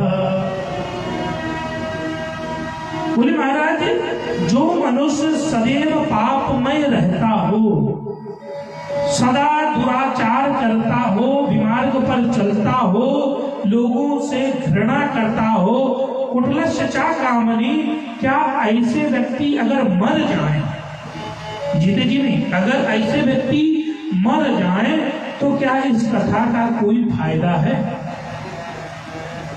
सुनने से या उसे सुनाने से? तब सनकादिकों ने कहा नारद जी बहुत सुंदर बात कही। इसी विषय पर मैं आपको एक पुराना इतिहास कहता हूं। तुंगभद्र नदी के तट पर एक सुंदर नगर बसा हुआ था। कौन सी नदी? तुंगभद्रा। तुंग का मतलब मोक्ष देने वाले, और भद्र का मतलब अतिशय, या तुंग का मतलब है, एक शब्द है कल्याण। जो अतिशय कल्याण करने वाली ऐसी नदी का नाम तुंगभद्रा है। उस नदी के तट पर एक सुंदर नगर बसा था, जहां पर एक आत्मदेव नाम के ब्राह्मण रहा करते थे। कौन रहते थे? आत्मदेव नाम के एक ब्राह्मण रहा करते थे। आत्मदेव जी धन संपन्न थे। भगवान ने उन्हें धन बहुत दिया था, कमी नहीं थी कोई चीज की। लेकिन जीवन में धन के साथ में एक छोटी सी कमी, उनके यहाँ पुत्र नहीं थे। बहुत से लोग तो उसको बहुत बड़ी कमी मान लेते हैं कि अरे पुत्र नहीं है, कैसे काम चलेगा।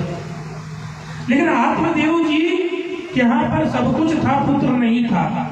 और उनकी पत्नी थी, उसका नाम था धुंधली। क्या नाम था? धुंधली। धुंधली कैसी थी कि लोक वार्ता पूर्व प्रभाव सो बहु जाकल कते। निरंतर परपंचों में रहने वाली दुष्ट स्वभाव की, परपंच में रहने वाली। क्योंकि बहुत से लोगों का एक आदत है दिन भर केवल दूसरे की चिंता में अपना दिन व्यतीत करना। हम क्या कर रहे हैं उसकी परवाह नहीं, लेकिन परवाह किसकी है? दूसर का कर रहा है। तो परपंच निरंतर क्या करते थे? वो परपंच में निरंतर रहा करे, ऐसा स्वभाव धुंधली का था। यथा नामे तथा गुण। पंडित जी सुबह स्नान कर संध्या बंदन में लग जाते थे, वो 4 दिन न नहाए। सुख से भोजन मिल जाए पंडित जी को बहुत बड़ी बात थी। तो पंडित जी एक तो समस्या संतान नहीं, दूसरी समस्या पत्नी थी उनकी। पंडित जी ने कहा कि ये जीवन कोई मतलब का नहीं रह गया, क्यों ना आत्महत्या कर लें। आत्मदेव जी महाराज आत्महत्या करने के उद्देश्य से आज निकले एक जंगल में, और देखा कोई बड़ा तालाब होगा, उसी में कूद के अपने प्राण दे दूंगा। अब इस तरह का वह चिंतन करके जा ही रहे थे कि उन्हें रास्ते में एक संत मिल गए। संत ने देखा ब्राह्मण दुखी है, ब्राह्मण दुखी क्यों है आखिर? तुरंत पहुंच गए, बोले महाराज दुख का कारण। तो आत्मदेव जी ने बताया कि मेरे जीवन में दुख का कारण है कि मेरे कोई संतान नहीं है। तो बोले ये दुख का कारण नहीं है, अरे प्रसन्न होइए, अब आप भजन करो। परमात्मा ने आपको भजन के लिए मानव जन्म दिया है, अब आप भजन करिए, संसार की चिंता ही नहीं। भाई पुत्र होता, पुत्र की खर्चा होता, पढ़ाई लिखाई का, पढ़ाई लिखाई के बाद उसके विवाह शादी का खर्चा होता, विवाह शादी के बाद उसके बच्चे हो जाते, वो अपने घर में रहता, आखिर में तुमको घर से भगा भी देता। तो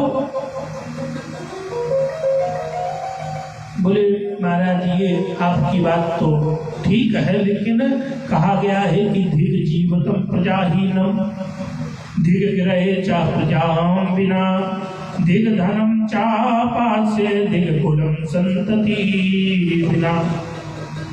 बोले ऐसे घर का क्या मतलब जहाँ संतान ना हो, ऐसे धन का क्या मतलब जहाँ संतान ना हो, अरे ऐसे कुल का ही क्या मतलब कि जहाँ संतान ना हो। और महाराज मैं तो ये जीवन काट ही लूंगा, लेकिन मेरे मरने के बाद मेरी गया श्राद्ध कौन करेगा, मेरा उद्धार कौन करेगा, मेरे पितरों एवं मुझे तर्पण कौन करेगा? बोले महाराज उसके लिए तो संतान होनी चाहिए, और आप संत हैं, क्योंकि पुण्य पुण्य बिनु मिला ही न संता। आज मेरे पुण्य जागे हैं कि संत के दर्शन हो गए। हे महाराज कोई ऐसा उपाय आप बताइए कि मेरे यहाँ पर संतान हो जाए।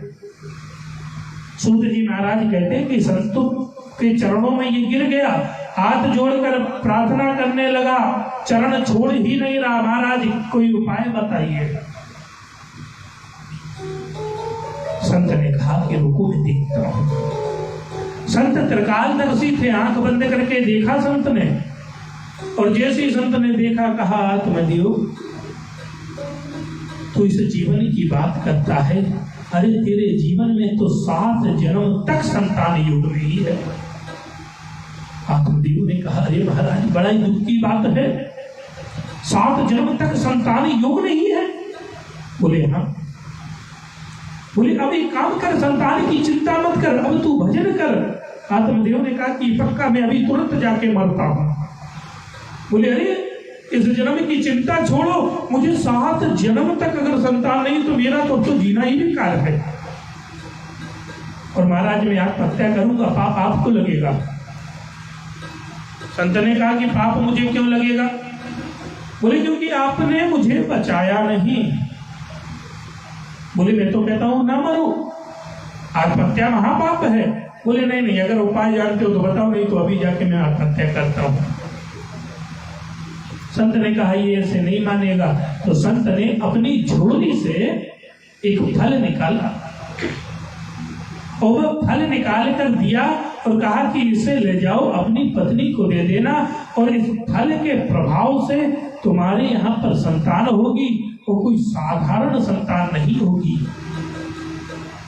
इदं भक्षालय त्वयं तथा पुत्रो भविष्यति, सत्यं शौच दया दान में भक्तं तो भोजनम, सत्य बोलने वाला, दया रखने वाला, शुद्धता रखने वाला, सात्विक भोजन करने वाला, ऐसी संतान होगी।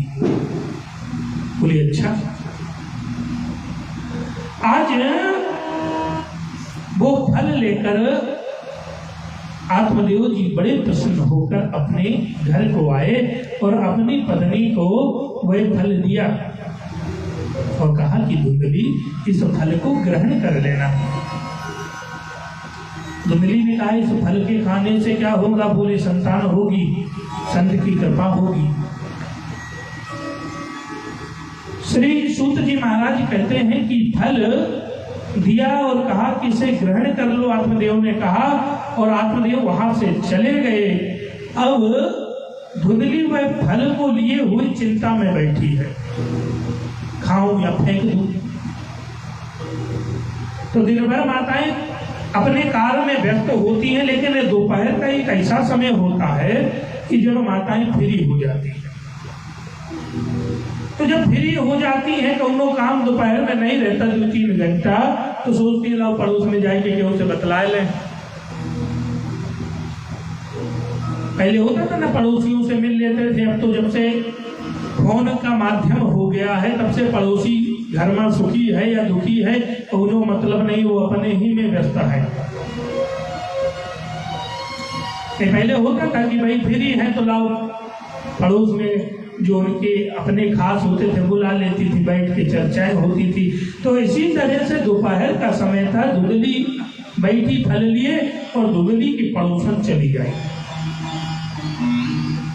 धुंधली की पड़ोसन जब आई तो धुंधली को दुखी देखा और हाथों में फल देखा तो पूछा, बहन ये फल लिए क्यों बैठी हो, काहे दुखी हो? धुंधली ने कहा देखो ऐसा है कि पंडित जी आज कहीं गए थे और ये फल लेके आए हैं और कहा कि इस फल को खाओ, फल खाने से संतान होगी। धुंधली ने कहा बताओ पागल हैं, फल खाने से भला कोई संतान होती है? पड़ोसन ने कहा क्यों नहीं, जब खीर खाने से भगवान पैदा हो जाते हैं तो फल का प्रभाव भी संत कृपा, वहां भी यज्ञ हुआ था और यहाँ भी संत का आशीर्वाद मिला है, तो संभवतः संत कृपा किस पर ना हो जाए। तो बोले ये फल खा लूं? बोले हाँ पक्का खा लूं। बोले ये सब फल का प्रभाव होगा? बोले हाँ। लेकिन धुंधली ने कहा देखो समस्या खड़ी हो जाएगी। बोले समस्या क्या हो जाएगी? बोले जिस समय गर्भावस्था रहती है, पेट भारी हो जाता है तो कहीं काम नहीं बनता, सुना है।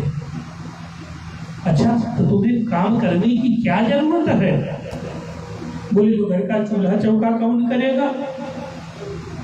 पड़ोसन ने कहा देखो ऐसा है, तुम्हें एक युक्ति बताओ। बोले कौन सी युक्ति? बोले तुम्हारी जो ननद है आखिर में संतान होगी तो एक चार लेने के लिए दौड़ी दौड़ी आएगी, तो ना हो कुछ समय पहले से बुलवा लो, घर का जितना चूल्हा चकिया हो सब उससे करवाना, अपना बढ़िया बैठी रहना, खूब प्रेम से फल खाना, कौनो दिक्कत नहीं है, भोजन करना बढ़िया, और ननद दिन भर काम करेगी। धुंधली ने कहा बहन ऐसा है, कहीं वो कौनो साधारण ननद नहीं है। बोले साधारण? बोले हाँ वो 1 नंबर की चोर है, पता पड़े यहाँ बीमार पड़ी हूँ वो सब घर का साफ कर दे, चाबी तकिया के नीचे निकाल के ले जाए, घर की तिजोरी खोल देगी, सब सोना चांदी गायब हो जाएगा, मैं तो यहाँ बीमार पड़ी हूँ। तो ननद को बुलाने वाला प्रोग्राम तो नहीं ठीक है। बोले फिर? बोले चलो छोड़ो, लेकिन सुना है कि जब गर्भावस्था होती तो दौड़ के नहीं भागा जाता। तो पड़ोसन ने कहा तुम्हें दौड़ने की क्या जरूरत है? मुझे अच्छा कहीं घर में आग लग गई तो? पड़ोसन बोला अजीब हो, घर में आग लग जाए?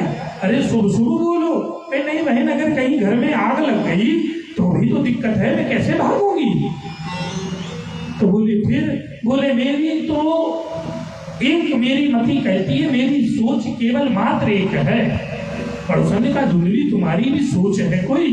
बोले हाँ मेरे विचार से क्या है कि लालेन पालेन दुःखम प्रसूतस्य वर्तये। जो गर्भावस्था होती है लालने पालने का बड़ा दुख मूर्ख है, बड़ा खैयस है। बोले फिर? बोले मेरे लिए तो मेरा विचार कहता है कि संसार की 2 ही स्त्री सुखी है। बोले संसार में 2 स्त्री सुखी? बोले कौन कौन सी? धुंधली कहती है कि संसार की 2 ही स्त्री सुखी है। बोले कौन? कहीं बांध्या चा विधवा नारी सुखी मम मति।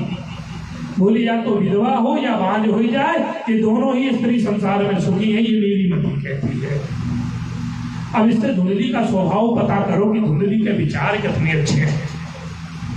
जैसा नाम उसके वैसे गुण। पड़ोसन ने कहा कि बस भैया ठीक है, ये फल खाओ या ना खाओ, मेरा दिमाग ना खाओ, मैं अपने घर जा रही हूँ। पड़ोसन अपने घर चली गई, इसने फल उठाकर अलमारी में छुपा दिया।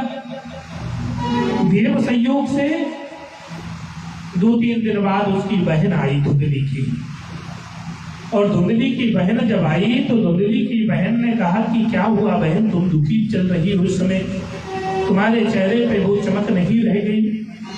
बोले क्या बताऊं, तुम्हारे जीजा श्री एक फल लेके आए और बताते हैं उस फल खाने से संतान होगी, क्या ये सत्य है?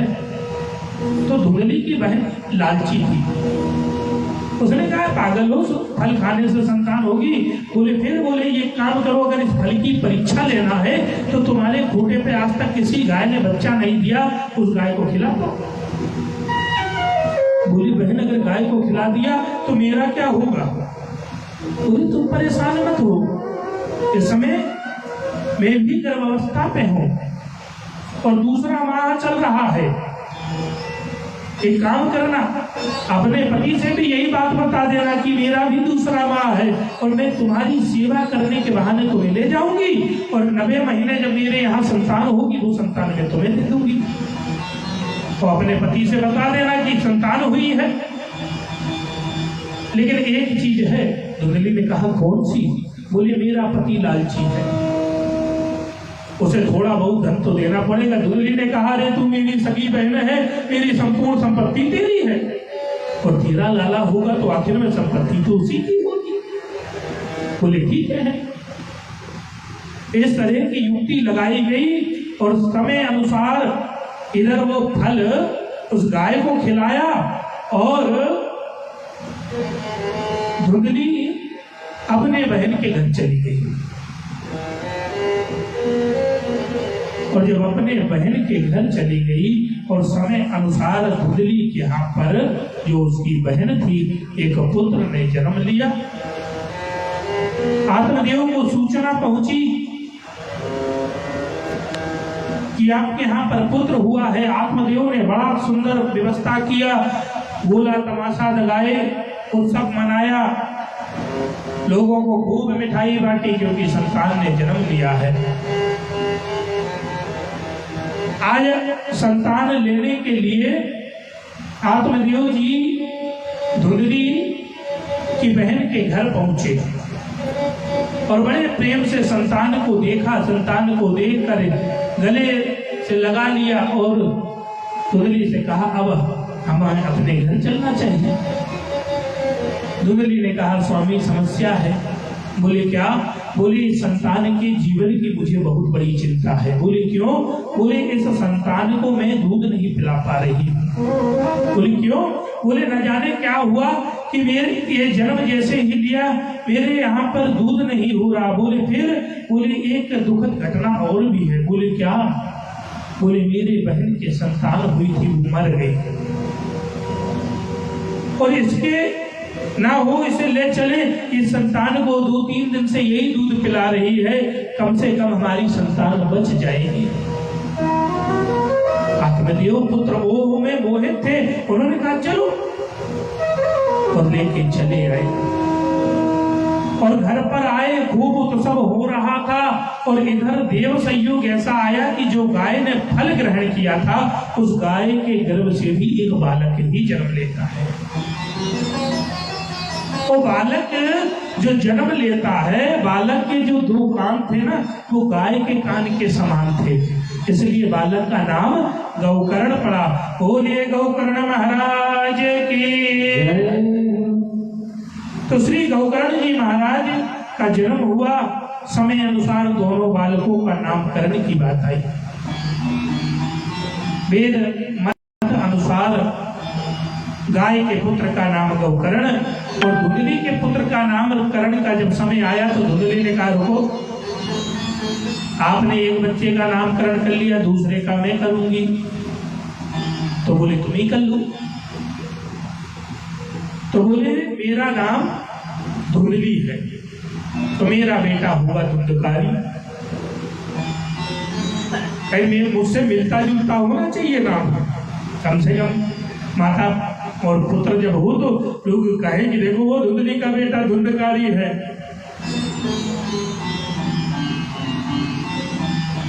बोले आत्मदेव ठीक है, देवी जैसा कह दे वही उचित है। किसी संत ने बड़ी सुंदर बात कही थी कि राम भजत बिटिया भली, राम विमुख ना पूत, राम भजत सवरी तरी और धुंधकारी बाभूत। तो बोले धुंधली का बेटा धुंधकारी होगा। आत्मदेव जी ने दोनों बच्चों की शिक्षा की व्यवस्था की, लेकिन वो कर्ण जी शिक्षा अध्ययन करने के लिए चल दिए। धुंधकारी की माता ने धुंधली ने कहा देखो बेटवा हमारा यही रहेगा, पढ़े लिखे कोनो बात नहीं, घर में बेटा रहेगा, खूब आनंद से रहेगा, संपत्ति बहुत है, पढ़ के करेगा क्या। और ये भी बात असत्य है कि माता प्रथम गुरु होती है बच्चे की। अगर वही चाहे तो पुत्र अच्छा बन जाए और वही चाहे तो पुत्र बेकार हो जाए। धुंधली ने कहा यही रहेगा, कहीं नहीं जाएगा। गांव के बच्चों के साथ में खेले, बच्चों को पीटे। बच्चों के माता पिता शिकायत लेके आवे तो धुंधली कहे कि नहीं मेरा बेटा कुछ नहीं करा होगा, आप ही की बेटी की गलती है।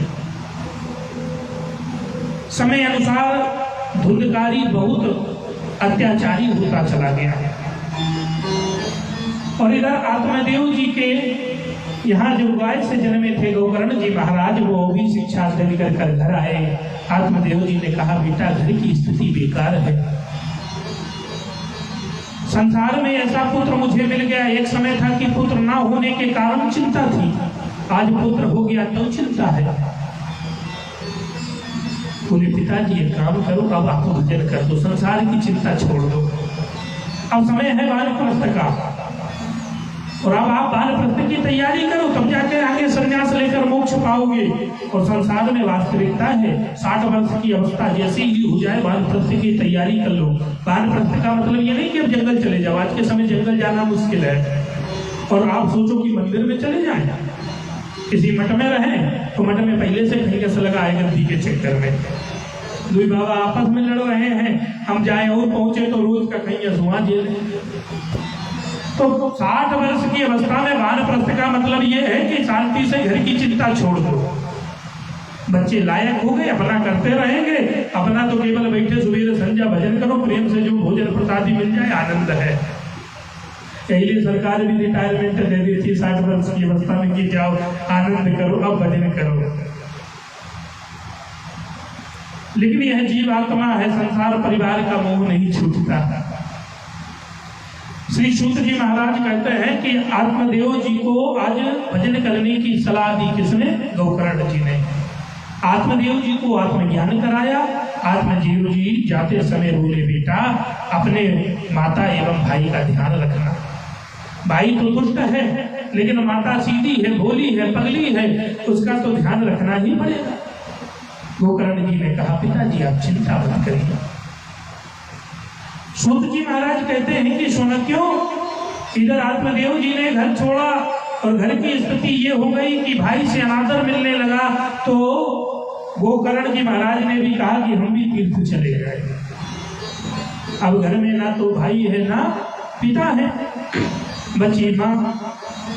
और इतना उद्दंड हो गया कि यह नगर में चोरी तक करता था। घर की जितनी संपत्ति थी इसने सब बेच ली। किसने? धुंधकारी ने। एक दिन भैया इसने अपनी माता से कहा कि मां हमारे पिताजी बहुत सारा धन इकट्ठा किए हैं, मैं जानता हूं, और तुमने कहीं छुपाया है, बताओ वो धन कहाँ है? कहा बेटा जो कुछ कुछ धन था तुमने सब ले जाकर बेच दिया, यहाँ तक कि घर के बर्तन बेच दिए, सब मदिरा पी डाली, जुए में उड़ा दिया बेटा, अब घर में कुछ नहीं है।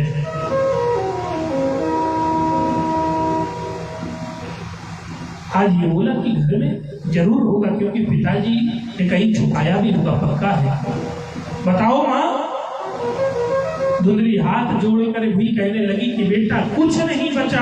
तो इसे गुस्सा आया, इसने डंडा उठा के अपनी माता को पीटना शुरू कर दिया। इतना पीटा कि उसको चोट लगने से दोनों आंखें फूट गई।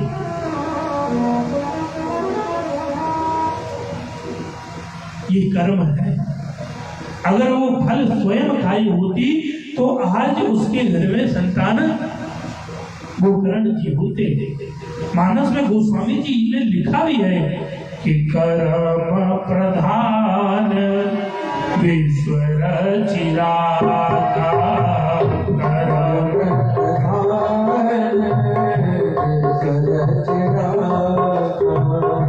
जो जस कराई सो, जो जस कराई सो तस फल चाखा, कर्म प्रधान विश्वर चिरागा।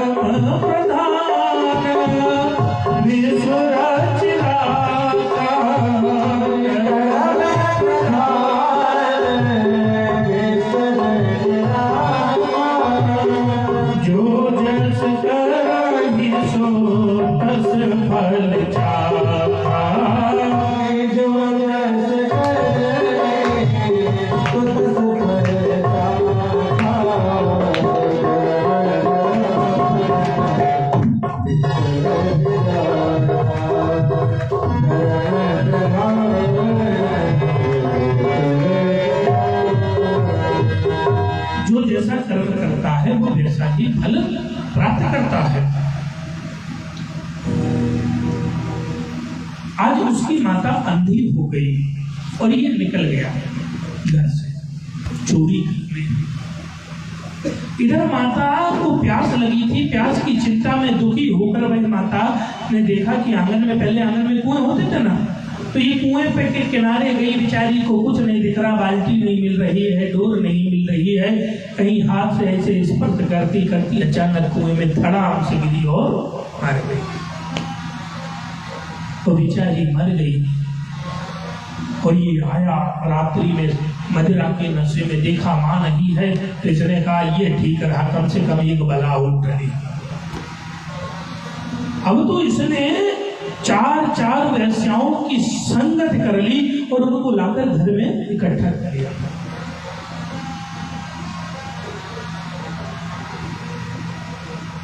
काम, क्रोध, मद और लोभ, ये ऐसे मित्र हैं जीव के जो निरंतर जीव को पाप की ओर ढकेल देता है। कौन? काम, क्रोध, मद और लोभ। मानो यही चारों वेश्याएं इसके घर में आने निवास कर रही है। अब ये उनकी पूर्ति के लिए धन इकट्ठा करे और एक दिन तो इसने राजा के हाथ चोरी कर डाली। खूब सारा धन लेकर वेश्याओं के पास पहुंच गया। वेश्याओं ने पूछा कि ये धन कहां से आया है? बोली आज तो राजा के बेटी डाली है। बोली अच्छा, चलो बहुत बढ़िया किया, तो धन की कमी नहीं है। और ये धन रखकर फिर गया। इधर वेश्याओं ने विचार किया कि ये इस तरह चोरी करता है और आज तो इसने राजा के हाथ चोरी की है, निश्चित है कि यह हमें किसी दिन मरवाएगा, राजा हमें दंड देगा और हम लोग फांसी पे चढ़ जाएंगे। बोले फिर क्या करें? बोले एक काम करो, इसे ही मार डालो।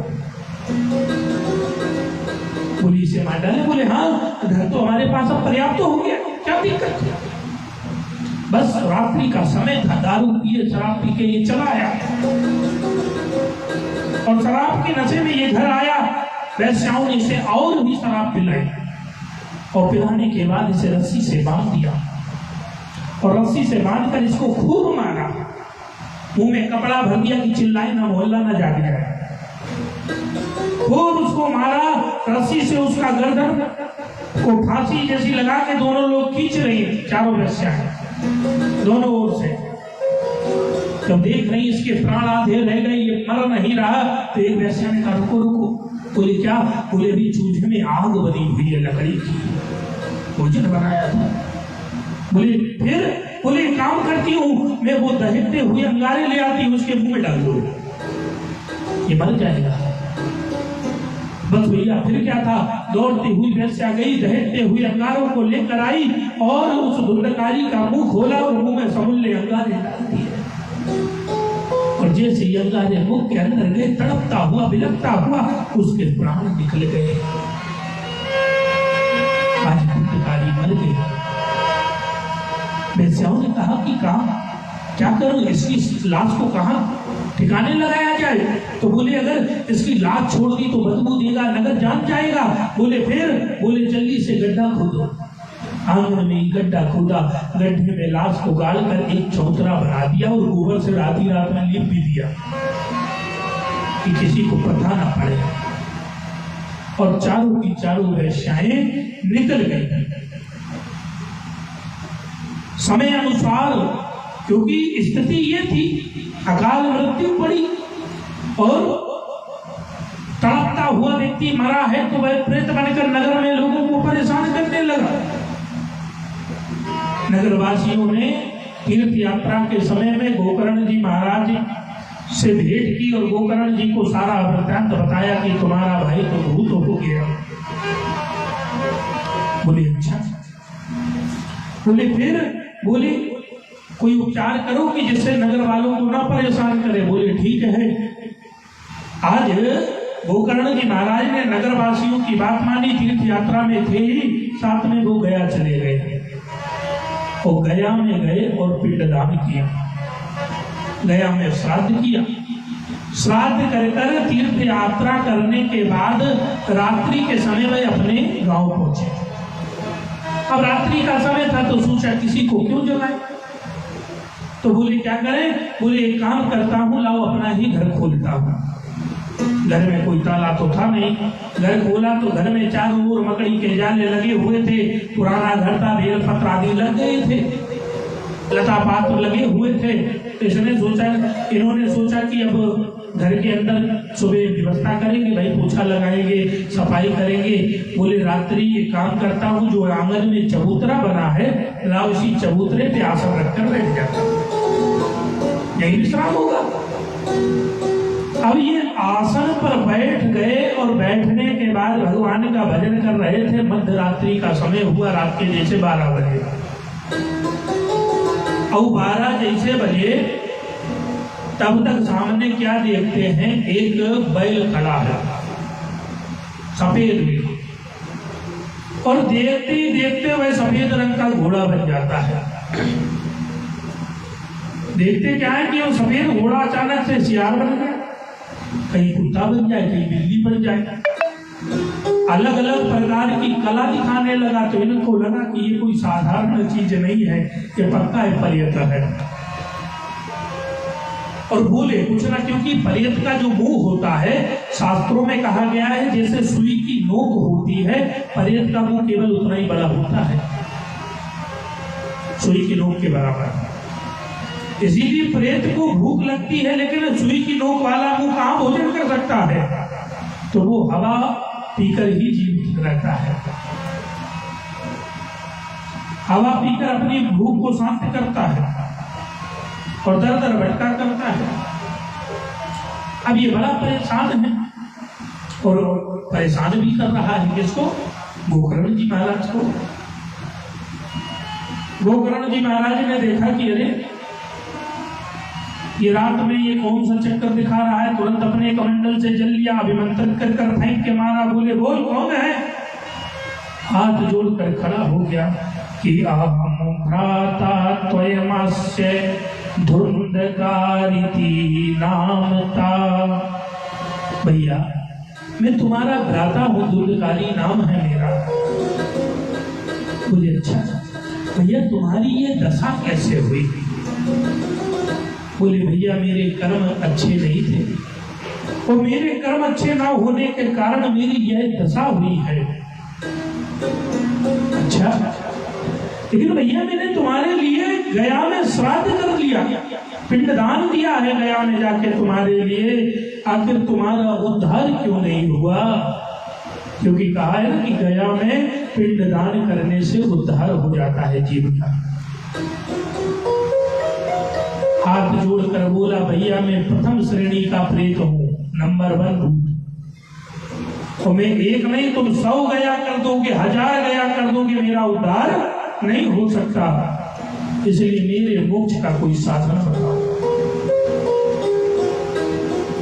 अच्छा थोड़ा विचार करने वाली बात है शास्त्र की मत अनुसार कि देखिए गया श्राद्ध पद्धति में लिखा है कि गया पिंडदान हो जाने के कारण जीव की अधोगति भी सुधर कर वो पितृयोनि में हो जाती, वहां श्राद्ध हो जाए तो।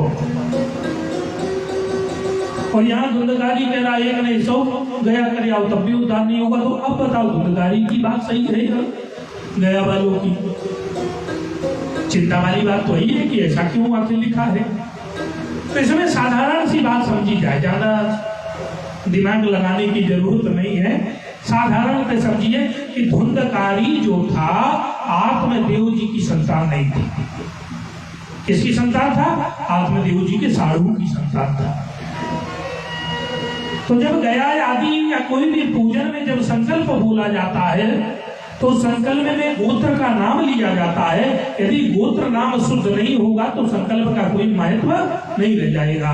तो गया में गोकर्ण जी महाराज गए, संकल्प लिया। जो गोकर्ण जी महाराज ने जाना कि आत्मदेव का गोत्र है, उसी गोत्र से उनके नाम से पिंडदान किया। जब गोत्र ही शुद्ध नहीं हुआ, अब गलत नंबर डायल मोबाइल पे करें और सीधा फोन चला जाए तो उचित तो है।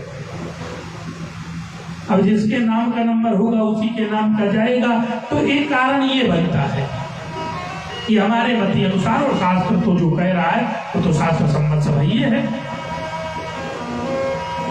तो बोले भैया एक काम करो, रात्रि का समय है, आप एक काम करिए शांति से बैठिए, सुबह मैं आपके लिए कोई उपाय करूंगा। अब जो प्रेत था वो गायब हो गया।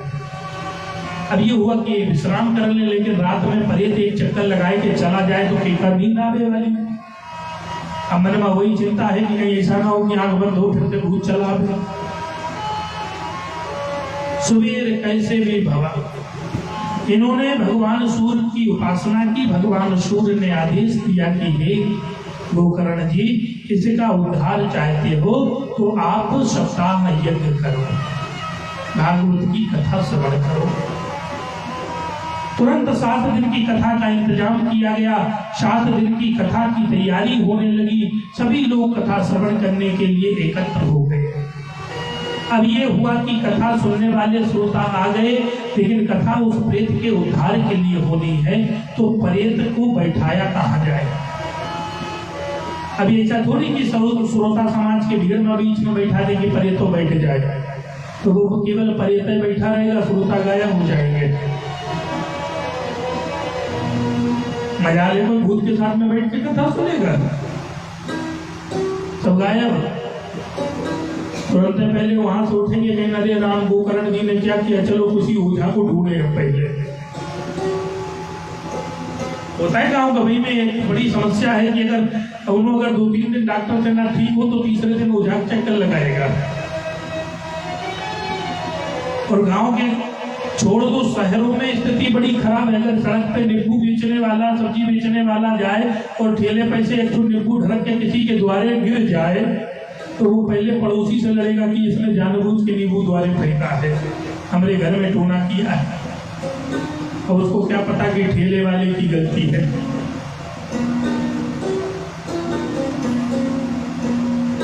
तो बोले अब ये प्रेत को बैठाने की क्या व्यवस्था की जाए? तो प्रेत को बैठाने के लिए 7 गांठ का बांस इकट्ठा किया।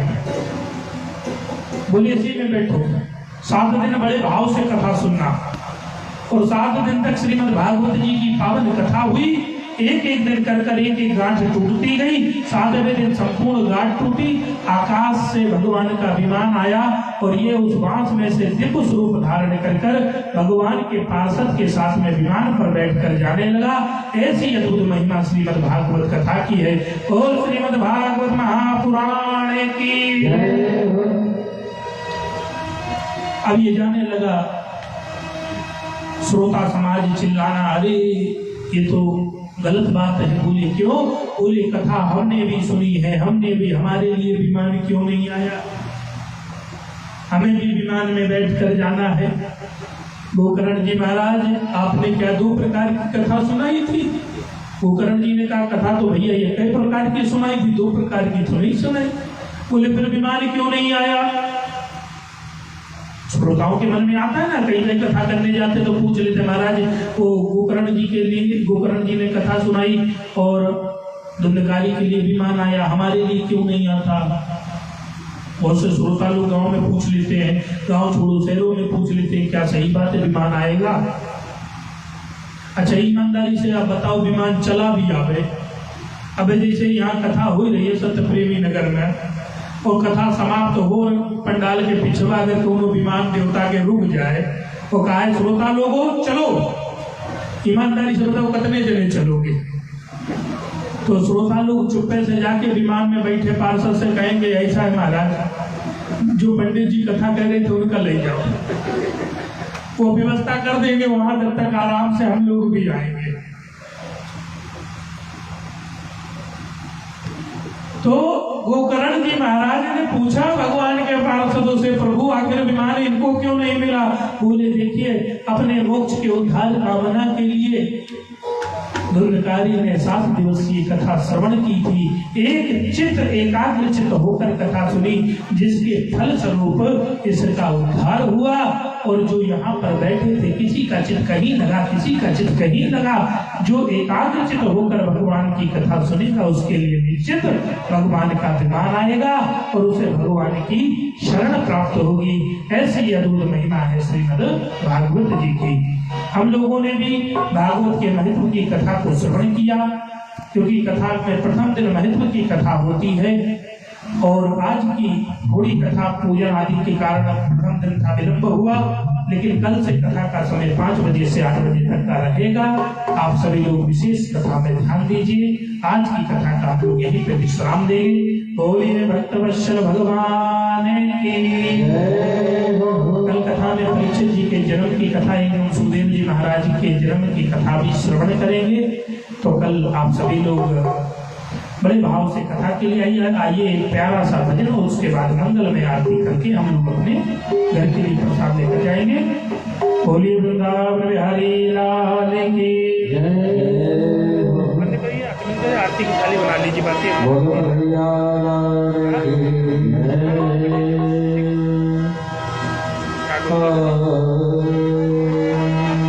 बड़े भाव से तुम लोग ताली बजाते हुए भजन में साथ देंगे।